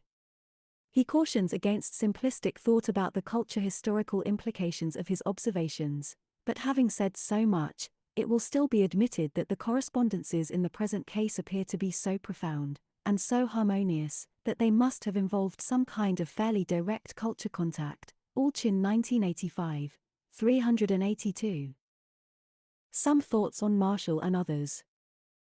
The ethnic and cultural diversity which seems so clearly implied in the early Harappan and Indus civilization remains maybe informing us that there never was a single Indus religion, but simply the sum of the belief systems of the peoples who lie behind these archaeological cultures.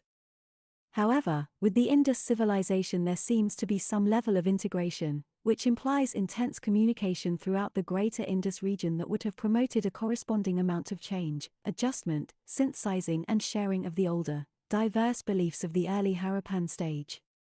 The emergence of the two great gods may be a reflection of the great tradition of the Indus civilization. Some insights into the nature of Indus religion, or perhaps religions, can be gained through an examination of the architecture that has been considered in this context. Indus religious architecture. One of the more interesting observations about the Indus civilization is that no temples have been found. Nor is there much to be said of monumental architecture with a religious function. The pyramids and temples of dynastic Egypt and the ziggurats of Mesopotamia have no parallel in the Indus civilization. It is clear that the Indus peoples had beliefs we can consider religious, but they expressed this institution in a way that was notably different from the Egyptians and Mesopotamians. Constructing huge, physical monuments to their gods and goddesses was apparently inappropriate to the Indus belief systems. There can be little doubt, given the large urban centers, that the capability was there both in engineering skills and in the ability to mobilize a workforce. That this was not done is an important element in understanding the nature of ancient Indian civilization. There is another contrast between Egypt and Mesopotamia and the Indus civilization. This is the absence of palaces, the large abodes of the heads of government and their powerful associates charged with managing the fortunes of the Indus political apparatus. The possibility is that there was no single personage on whom the Indus political system focused, a king. The tension and competition between the religious and political institutions of Egypt and Mesopotamia were a source of creativity.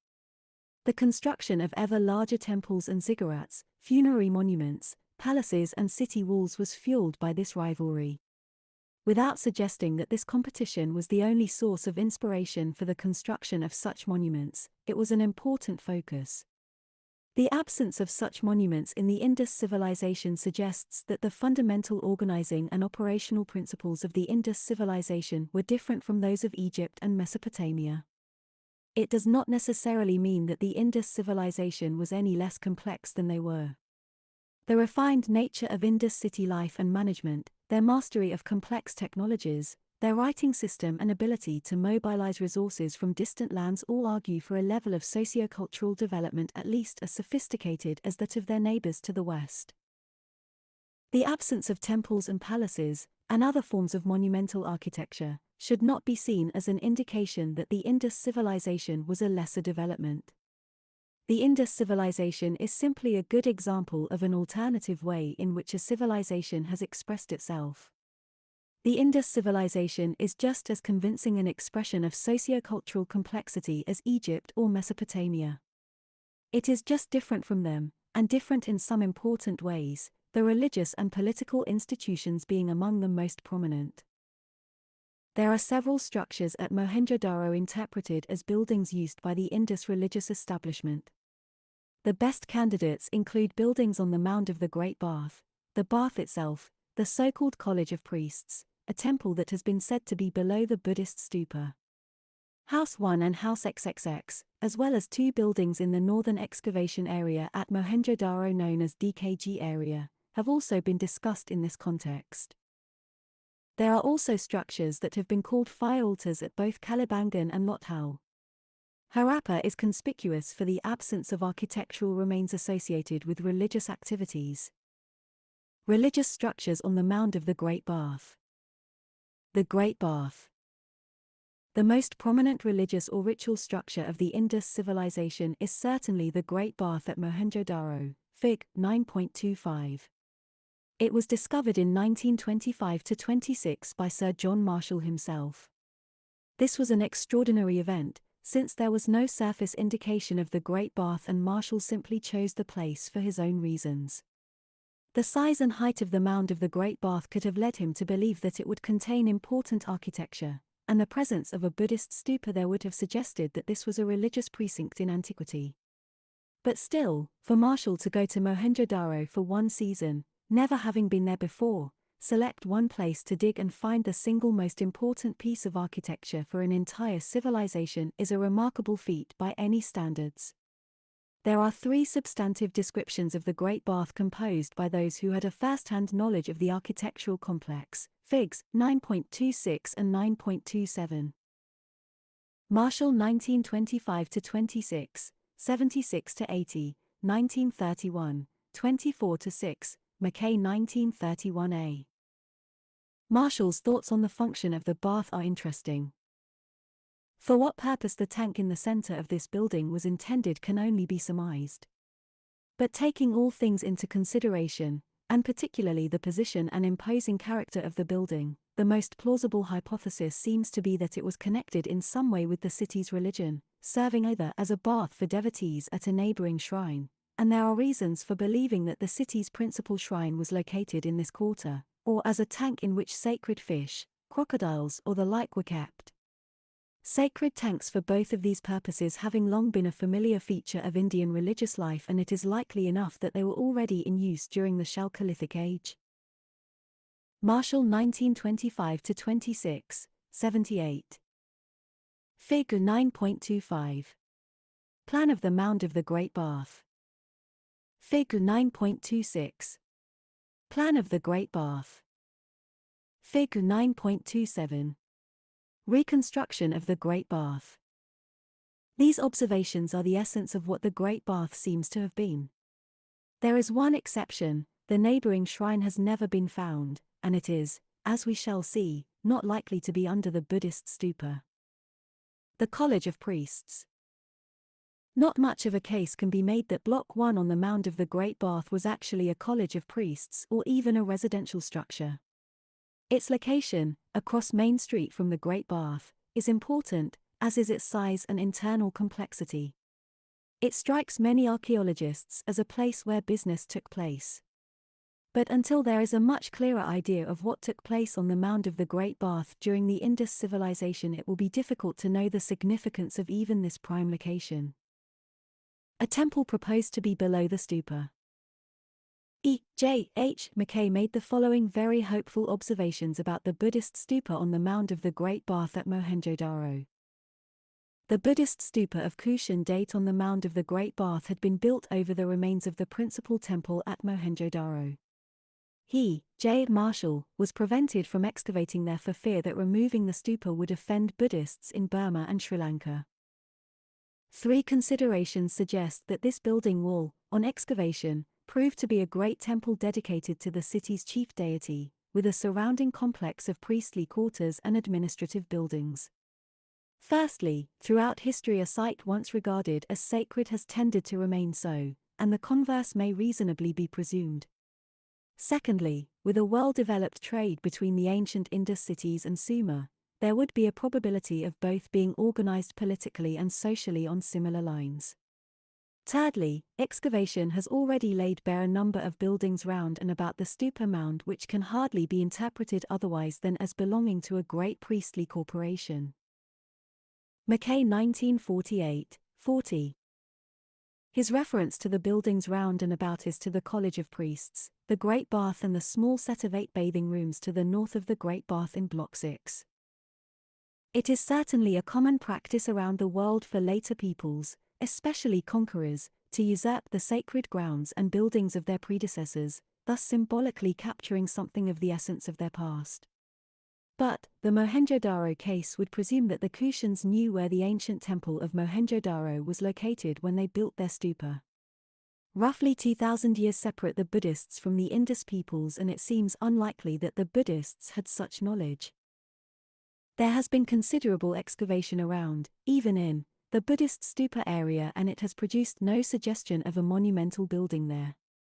While the proof of this hypothesis will be in the digging, not the argumentation, there is no assurance the excavation will reveal anything, given what we already know of this part of Mohenjo-daro. Summary of the proposed religious structures on the Mound of the Great Bath. The Great Bath is the only convincing example of a ritual structure in this district of Mohenjo-daro. The College of Priests, across Main Street, is a very large building, and propinquity suggests that whatever went on there was connected to activities at the Great Bath. The College of Priests does not appear, itself, to have been a place of worship. The Mound of the Great Bath can be thought of as highly symbolic space, built to elevate the Great Bath, and other religious architecture, above the Indus plains, and above the ordinary, inauspicious areas of the lower town of Mohenjo-daro, a place where the religious elites practiced their beliefs, using water, above and distanced from the masses of the city and the vulgar activities of daily life. It may be that the city's principal shrine that Marshall was seeking is the Great Bath itself. Proposed temples in the lower town of Mohenjo-daro. There are 4 buildings in the lower town of Mohenjo-daro that have been discussed as possible temples.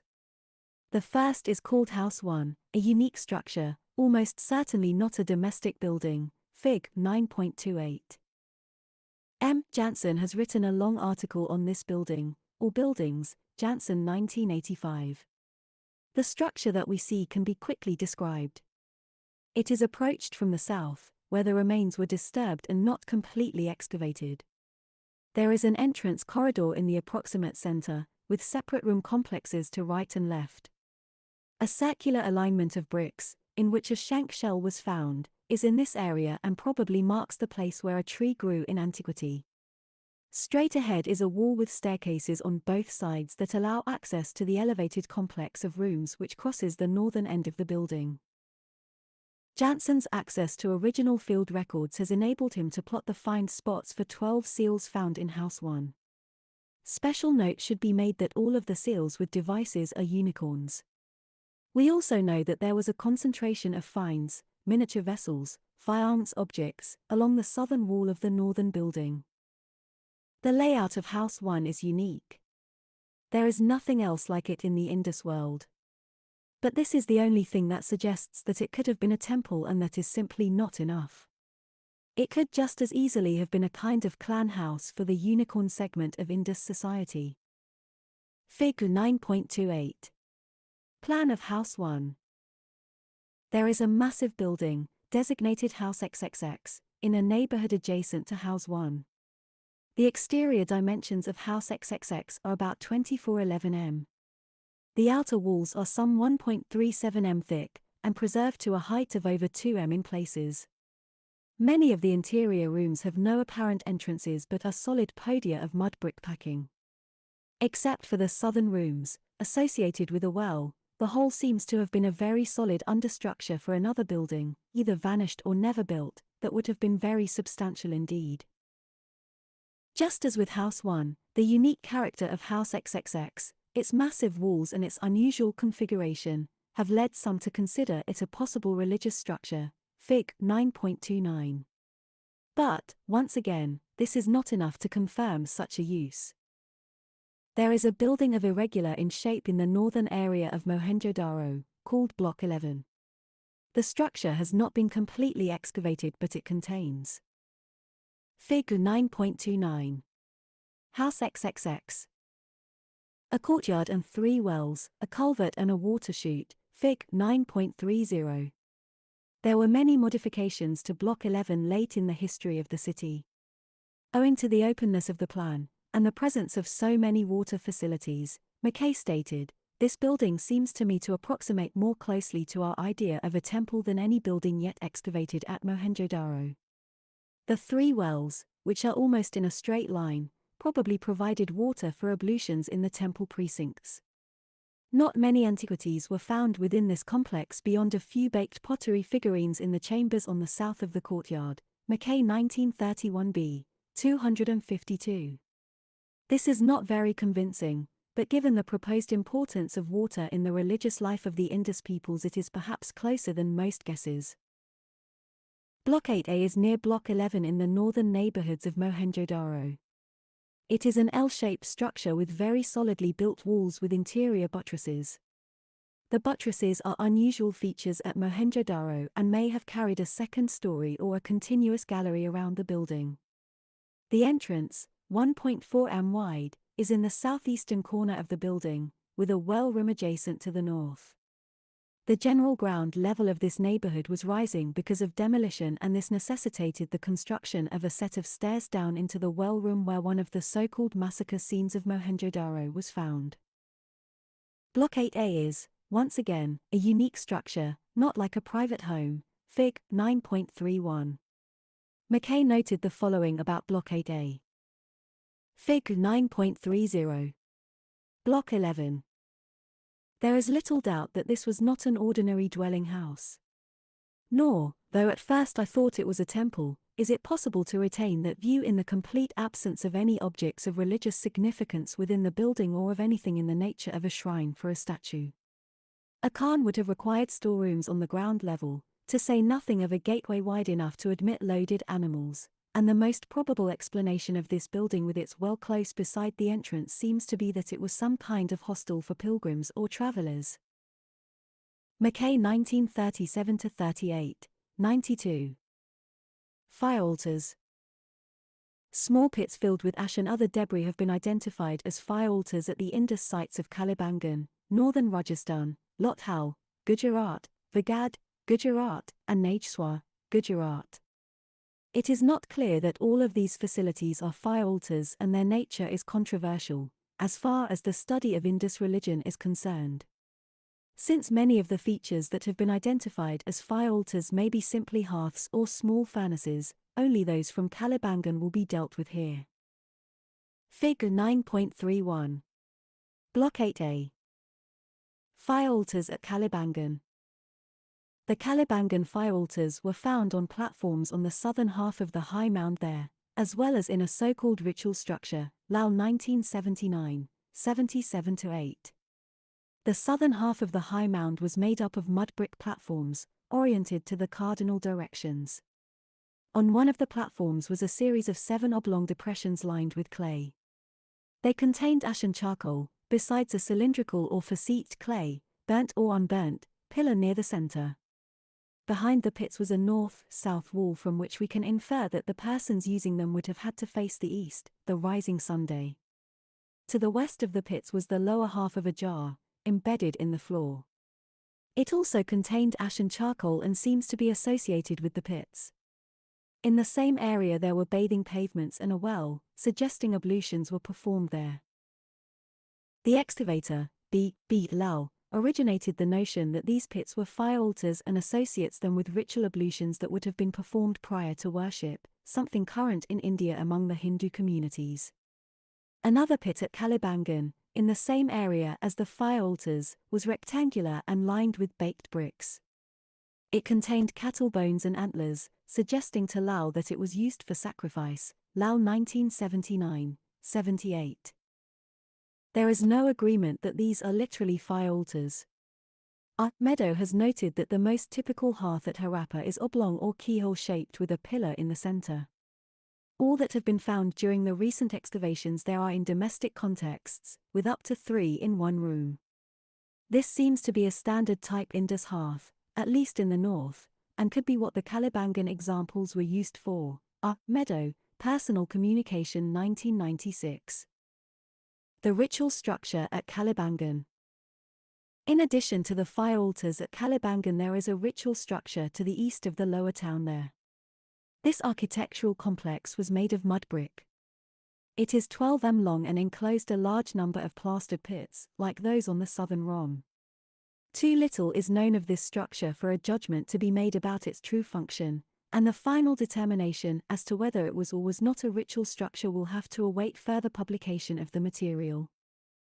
In the end, the Kalibangan plastered pits have been called fire altars mostly by default. What else could they be? Without suggesting that this identification is totally incorrect, it is not a strong form of archaeological reasoning, and should be taken as a tentative conclusion, at best. There is still a chance, after all, that these were facilities for cooking and merely reflect the day-to-day life of the Indus peoples. Religious architecture, summary. The only building, or building complex, in the Indus realm that is religious or ritual in nature is the Great Bath at Mohenjo-daro. Its location and size suggest that it was used by a small number of people in an exclusive way. The importance of distance and elevation lend this exclusiveness, water and cleanliness lend ideological importance. The purpose of the remainder of the buildings remains unclear. While House 1 is an intriguing structure, it could be seen as a seat of a political potentate as easily as a temple or seat of religious authority. House XXX is just a massive structure and could have functioned in many ways. The fire altars at Kalibangan, and other sites, are a bit more ambiguous. On one level they are only plastered pits with ash and bone, and sometimes triangular terracotta cakes. These could be domestic hearths or furnaces. But, the groupings on the high mound at Kalibangan do not support domestic use, and nor does the apparent concentration of them in the Kalibangan ritual structure, but the case is not yet proved.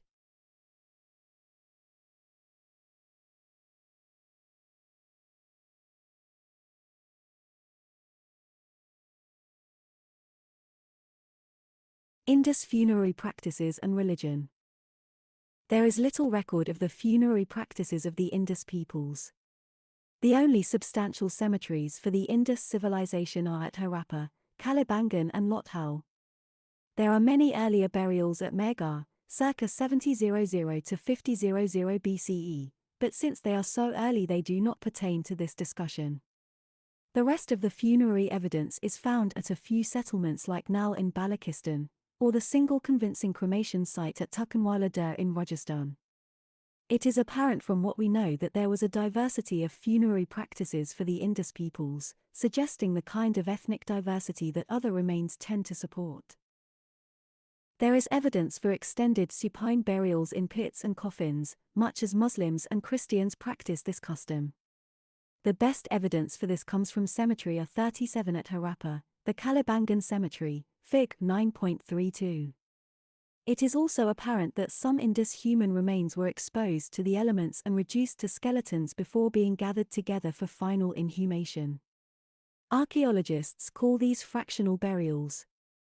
Evidence for this practice comes from Mohenjo-daro and Harappa during the Indus civilization and from Nal and other Baluchi sites during the early Harappan. The evidence for cremation is not particularly robust, Tukhanwala Dur in Rajasthan having the only convincing data. Mohenjo-daro and Harappa both produced evidence for post-cremation urns that contain Indus civilization artifacts, mostly pottery, some ash and bone, but almost none of it human. There is a sense that the Indus peoples were somewhat casual about the care for at least some of the dead. Stray human bone and teeth are a part of the excavation records at many sites. Moreover, many of the fractional burials have remains from more than one person in them, sometimes mixing adults and children.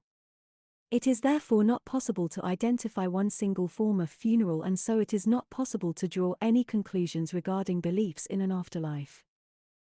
There may be a link with later historical times in some of these practices, and these are at least worth noting here. Burial, cremation and other treatments of the dead are noted in the Rigveda. Cremation was one of the two normal methods of disposing of the dead, the other being burial. The Atharvaveda adds two further modes of disposal, casting out and exposure. Casting out may have a parallel in the Iranian practice of placing corpses in the open to be reduced by animals. Figure 9.32. A brick-lined grave at Kalibangan. And birds. Exposure was a form of disposal where the body was placed in an out-of-the-way place, safe from animals and birds, to wither away.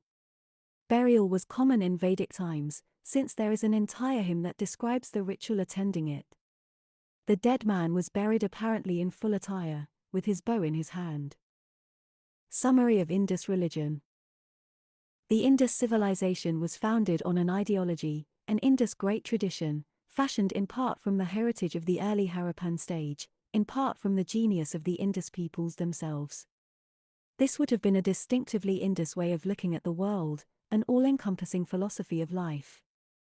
If this hypothesis is anywhere near correct, the Indus ideology would have been both universalistic and powerful, like Hinduism, Islam and Buddhism, capable of molding the lives of hundreds of thousands, if not millions of people. The substance of this great tradition would have been ideas, not buildings and artifacts.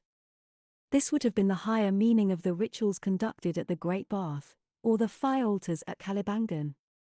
Of these ideas almost nothing can be said, given our present state of knowledge concerning the Indus belief system. More can be said of the artifacts that inform us about the Indus great tradition, but in the end these just stand for something else, the search for which represents a challenge to those who study these ancient peoples. Perhaps it will take written evidence to elucidate the philosophical issues that support the Indus great tradition. What can be done is to make an outline description of the Indus system of beliefs, as a beginning point for understanding these peoples. There are three themes that emerge from this investigation of Indus religion. 1. The outlines of an Indus pantheon of gods and goddesses. 2.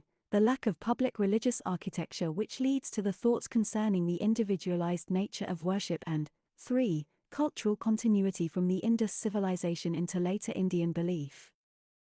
The Indus pantheon. The two great gods. A theme central to Indus religion appears to be a male-female duality. The male is best seen on the Proto-Shiva seal and the numerous other examples of this god in Indus art. It is clear that this male deity is represented by the buffalo, not the zebu, in spite of the importance of cattle in Indus life. It appears that in some contexts a simple curve of horns was used as a symbol of the great male deity. The symbolism surrounding the male deity on the Proto-Shiva seal is exclusively animal, suggesting the use of a male god-animal relationship. The phallic objects and beetles from some Indus sites support the reasoning behind the presence of a male deity.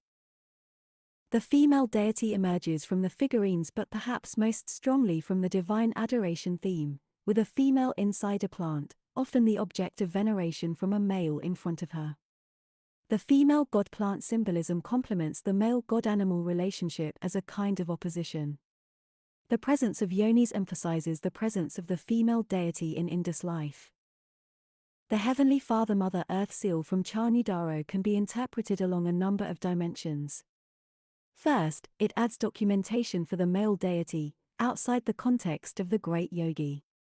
It also sustains the notion that the male deity is associated with the bull, in this case the cow, and animals generally. This seal also informs us about the presence of a female deity, associated with the earth and thereby perhaps with plants. This male-female relationship carries with it a sense of the dualism found in the later notion of Shakti. This is a particular form of energy that brings the male-female duality to one. In this sense, the two deities may have been ultimately resolved into one supreme Indus deity. But this Shakti was not something that was rendered into physical form, or not at least a form that would seem to be present in archaeological finds. Other Indus gods. One can gather together the two great gods of the Indus civilization as aspects of the Indus great tradition, but there are more representations of gods, or spirits, or godlike creatures. These are the minotaur-like creatures, half human, half animal, with claws on the back feet and human feet in the front, the multi-headed animals, tigers with bull horns, humans with horns, unicorns with elephant trunks, perhaps unicorns themselves as in the terracotta figurines from Charnidaro. This is the zoolatry that Marshall discusses, and constitutes what might be considered the Indus little tradition or the opposing force of evil, or threat, in the Indus great tradition. Indus ritual. Water appears to have been a prominent part of Indus ritual. This judgment begins with the Great Bath at Mohenjo-daro, and extends from there to the plethora of water acquisition, use and management facilities at many Indus sites. Taken together, these sources inform us that the Indus peoples had respect for cleanliness, both symbolic and physical. The Great Bath was probably the civic-level facility for water ritual. The bathing floors in the private homes were the domestic site for such ritual. The importance of water for the growth of plants, and the crops that sustained the Indus peoples, may suggest that the water ritual was affiliated with the female plant side of the duality in the Indus great tradition. Fire ritual in the Indus civilization emerges rather poorly from the archaeological record. The best evidence for it comes from Kalibangan. Taken alone, the plastered pits with ash and bone on the high mound there are not fully convincing as ritual facilities, since they could have been for domestic use. The poorly known ritual structure, with a concentration of these pits, separate from the town itself, is more difficult to explain in this way. But, we need to know more about the ritual structure before making a final judgment on fire ritual in the Indus context. There is a temptation, of course, to imagine fire as the opposite of water, and to place it on the male-animal side of the great Indus duality. Religious architecture. The Indus peoples did not express their religious beliefs in monumental architecture. There are no temples, pyramids or ziggurats in the Indus world. The profoundly religious nature of so many monuments in Mesopotamia and dynastic Egypt is a contrast of no small importance in understanding some of the fundamental differences between ancient India and the West. The absence of ostentatious buildings and facades says nothing of a priesthood for the Indus great tradition, which may or may not have been present. Evidence for this class of religious practitioners emerges best from the Great Bath, in terms of thinking about who used this facility and to what end. If their headquarters was, in fact, across the street in the college, there may have even been the hypothetical system of religious practitioners.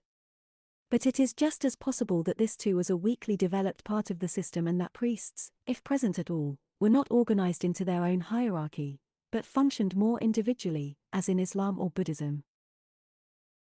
Given the absence of pyramids, ziggurats and great temples, and the fact that the Great Bath is a unique facility, it may be that the practice of religion was a rather individualized obligation, possibly done in the home, by family members, without a significant number of liturgical objects like Christians praying at home, Buddhist meditation or Hindu daily devotion at a household shrine. This is perhaps the most appealing suggestion to emerge from this study of the Indus system of beliefs, because it is so harmonious with the artifactual and architectural evidence. The terracotta figurines, beetles, lingars and yonis could all be very nicely accounted for in this view of Indus ideology. There is some direct evidence for public performances which may have had a religious nature.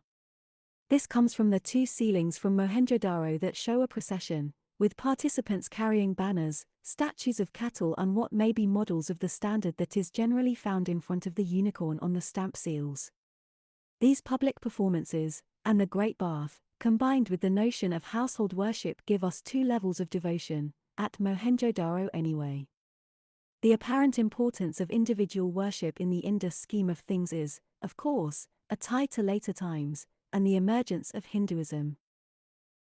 Aspects of later Indian religion begin in the Indus civilization.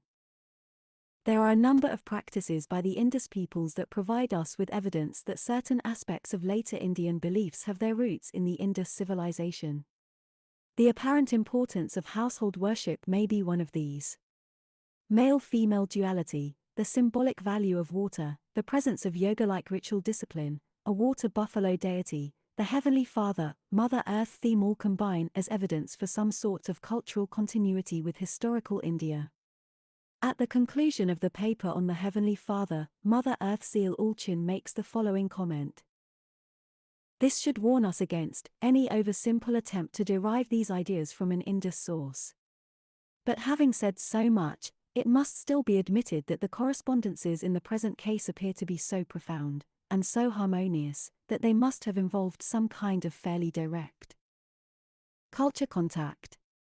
Several times in recent years we have expressed our view that Indo-Aryan-speaking people must have arrived in the Indus Valley during the lifetime of the mature Indus civilization, and that there must have been a period of cultural synthesis between the two very different elements. It is still not possible to say when the first Indo-Aryans arrived, nor over how long a period they continued to move into the Indus region from their earlier homelands in Central Asia, but the model of this period of cultural interaction provides in our view the most plausible indication of the medium within which the sort of cultural synthesis suggested by the Charnudaro seal and the Rigvedic myths could have taken place. Ulchin 1985, 382. Ulchin is proposing that Indo-Aryans were in the Indus Valley sometime during the period 2500 to 1900 BCE. This is considerably earlier than the codification of the Rigveda at circa 1000 BCE. It has already been noted that the history and ritual in the Rigveda then is older than this. Ulchin seems to be indicating that at least the germ of an idea about the Heavenly Father, Mother Earth theme goes back to the 3rd millennium BCE. This is a long time, not impossibly long, but long enough that an alternative explanation might be called for. Following the eclipse of urbanization, the peoples of the Indus civilization continued their way of life in a modified form, without cities, social classes, writing and long-distance trade in luxury items. Excavations at a number of sites in Punjab, Haryana, northern Rajasthan and western Uttar Pradesh give archaeologists a complete, unbroken culture historical sequence linking the Indus civilization settlements to the North Indian early Iron Age at circa 1000 BCE. This period is associated with a kind of pottery called painted greyware, which has been found at more than 700 sites in northern India and Pakistan. These peoples continued to be farmers and herders, they made metal tools, and maintained contact among themselves to a limited extent. But there were many of them. Some degree of cultural diversity is suggested by the observation that words from languages in several language families are evidenced in the Vedic texts, including Dravidian, Sino-Tibetan, maybe even Munda, along with the base of Indo-European Sanskrit. These post-urban folk did not write, or make seals, or even many figurines. Notions about their religion are difficult to gather. But they would have retained many of the beliefs and customs that can be thought of as a part of the Indus civilization. There is a strong sense that the linear descendants of the peoples of the Indus civilization were in the Punjab in the second half of the second millennium, when presence of Vedic Aryans can be documented there. It was in this Punjabi melting pot that ideas about life and culture, religion and religious practice could have been shared. It is possible that the period of cultural synthesis that Ulchin so rightly proposes was closer to 1000 BCE than it was to 2000 BCE. This sense of continued interaction and synthesis between the Aryans and the indigenous peoples of India can also be gained from the Atharvaveda, a book of magic, spells and incantations in verse. This text has the sentiment of simple animism and sympathetic magic, with many non-Aryan elements, and seems to reflect the beliefs of the indigenous ancient Indian tribal peoples noted in the Vedic literature. Hinduism rightly traces its history back to the Vedas, and the Aryan poet-priests who composed them. But the Aryans did not live alone in the prehistoric Punjab. They were one ethnic group in a sea of indigenous peoples, and continued to be so until the notion of Aryan as a tribe or people disappeared, merged into the larger ancient Indian social order. It was within this setting that ideas were shared among these peoples and that the indigenous folk of India, some of whom traced their cultural heritage and religion back to the Indus civilization, played a role in shaping the unfolding beliefs that emerged as Hinduism. If this scenario is even close to being correct, then did the Indus peoples practice a form of ritual discipline they called yoga? Probably not. Did their practices of ritual discipline contribute to the emergence of yoga? Probably. Did the Indus peoples have a notion of male-female synthesis called Shakti? Probably not. Did their notions of male-female duality and possibly synthesis contribute to the emergence of the Hindu notion of Shakti? Probably. Were the qualities of water as purifying in both a physical and a symbolic sense a part of the life of the Indus peoples? Yes. Should we trace this same belief, that appears in later Hinduism, back to the Indus civilization? Probably. For these, and other features of the Indus civilization that seem to be documented as a part of life in later Indian history, the historical links were complex and multifaceted. Ideas about religion, the cosmos and gods, ritual and belief were not passed along like a ball, complete and unchanged. The period of cultural synthesis was one during which there was a sharing and shaping of ideas as a constant process of change on all sides, out of which eventually emerged several of the world's great traditions, Hinduism prominently among them. Notes. 1. General works on the Indus civilization include Ulchin 1997, Possehl 1999. 2. The reader who is interested can peruse the excavation reports to find these figurines, and other material mentioned in this chapter. The principal reports are Marshall 1931, Mackay 1937-38, Vats 1940. 3. This was first suggested by Marshall, 1931, 53, FN1, but relegated to a footnote and never pursued. Bibliography. Ulchin, Bridget and Raymond 1997. Origins of a Civilization, The Prehistory and Early Archaeology of South Asia. New Delhi, Viking. Ulchin, F. R. 1985. The Interpretation of a Seal from Charnudaro and its Significance for the Religion of the Indus Valley. In J. Schotzmans and M. Taddy, eds, South Asian Archaeology 1983. Naples, Istituto Universitario Orientale, Departamento di Studi Asiatici, Series Minor 23, pp 369-84. 8. Shubhangana 1987a. The Archetypical Mother, A Systematic Approach to Harappan Religion. Pune, Ravish Publishers.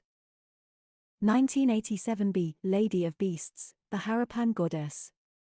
Puritattva 16, 7-14.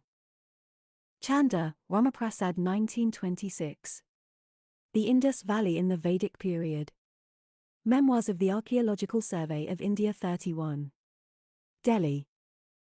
Hilterbytel, Alf 1978.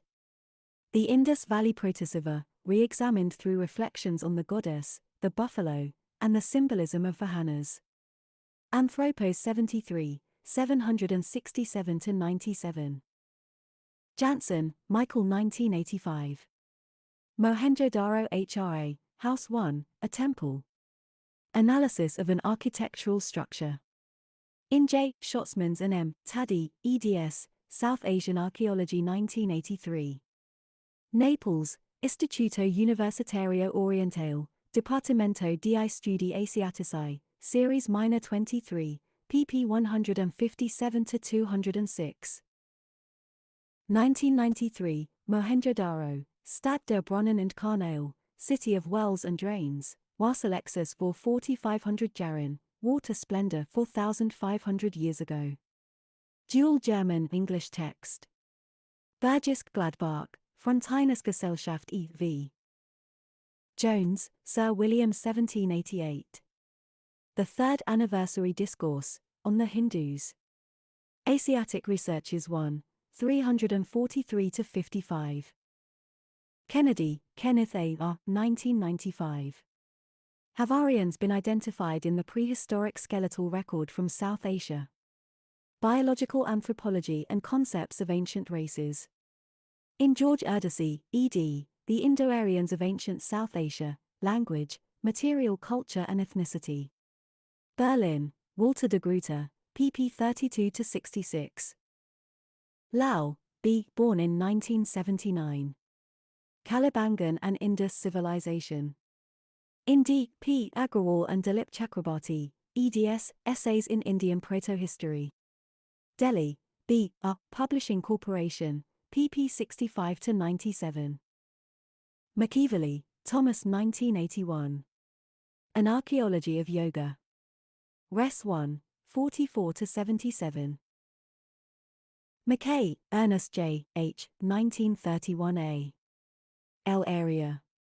In Sir John Marshall, ed., Mohenjo-Daro and the Indus Civilization. 3 volumes, London, Arthur Probsthein, pp 151-75. 1931b, DK Area. In Sir John Marshall, ed., Mohenjo-Daro and the Indus Civilization. 3 volumes, London, Arthur Probsthein, pp 233-61. 1931c, Statuary. In Sir John Marshall, ed., Mohenjo-Daro and the Indus Civilization. 3 volumes, London, Arthur Probsthein, pp 356-64. 1937-38. Further excavations at Mohenjo-Daro. 2 volumes, Delhi, Government of India. 1943, Charnudaro excavations 1935-36. New Haven, American Oriental Society, American Oriental Series 20. 1948, Early Indus Civilizations.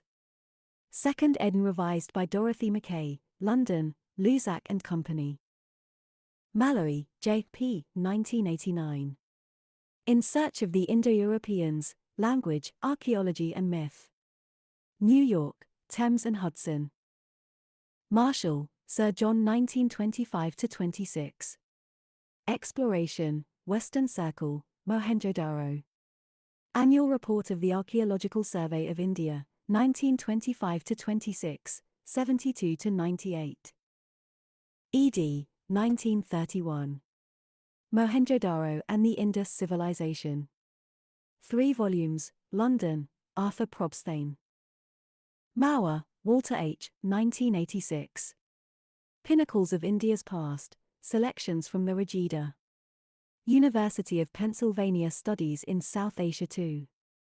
Philadelphia, Pennsylvania University Press. Parpala, Asko 1984. New Correspondences between Harappan and Near Eastern Glyptic Art. In Bridget Allchin, ed., South Asian Archaeology 1981. Cambridge, Cambridge University Press, pp 176-95. 1985, The Sky Garment, a study of the Harappan religion and its relation to the Mesopotamian and later India religion. Studia Orientalia 57, 8-216. 1992, The Fig Deity Seal from Mohenjo-Daro, its iconography and inscription.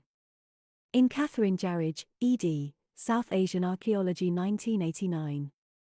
Monographs in World Archaeology 14. Madison, Prehistory Press, pp 227-36. Possel, Gregory L., 1996a. Indus Age, The Writing System. Philadelphia, University of Pennsylvania Press. 1996 B. Maluhar. In Julian E. Reid, ed., The Indian Ocean in Antiquity. London, Kegan Paul International in association with the British Museum, pp 133-208. 1997, The Transformation of the Indus Civilization. Journal of World Prehistory 11, for 425-72. 1999, Indus Age, The Beginnings. Philadelphia, University of Pennsylvania Press. Schlegel, F. 1808. Essay on the Language and Wisdom of the Indians. Heidelberg, Moore and Zimmer. Srinivasan, Doris 1984. Unhinging Siva from the Indus Civilization. Journal of the Royal Asiatic Society of Great Britain and Ireland, 77-89. Vats, M.S. 1940. Excavations at Harappa. 2 volumes, Delhi, Government of India. Walker, Benjamin 1968. Hindu World, An Encyclopedic Survey of Hinduism. London, George Allen and Unwin. Wheeler, Sir Mortimer 1968. The Indus Civilization. 3rd ed., supplementary volume to the Cambridge History of India. Cambridge, Cambridge University Press.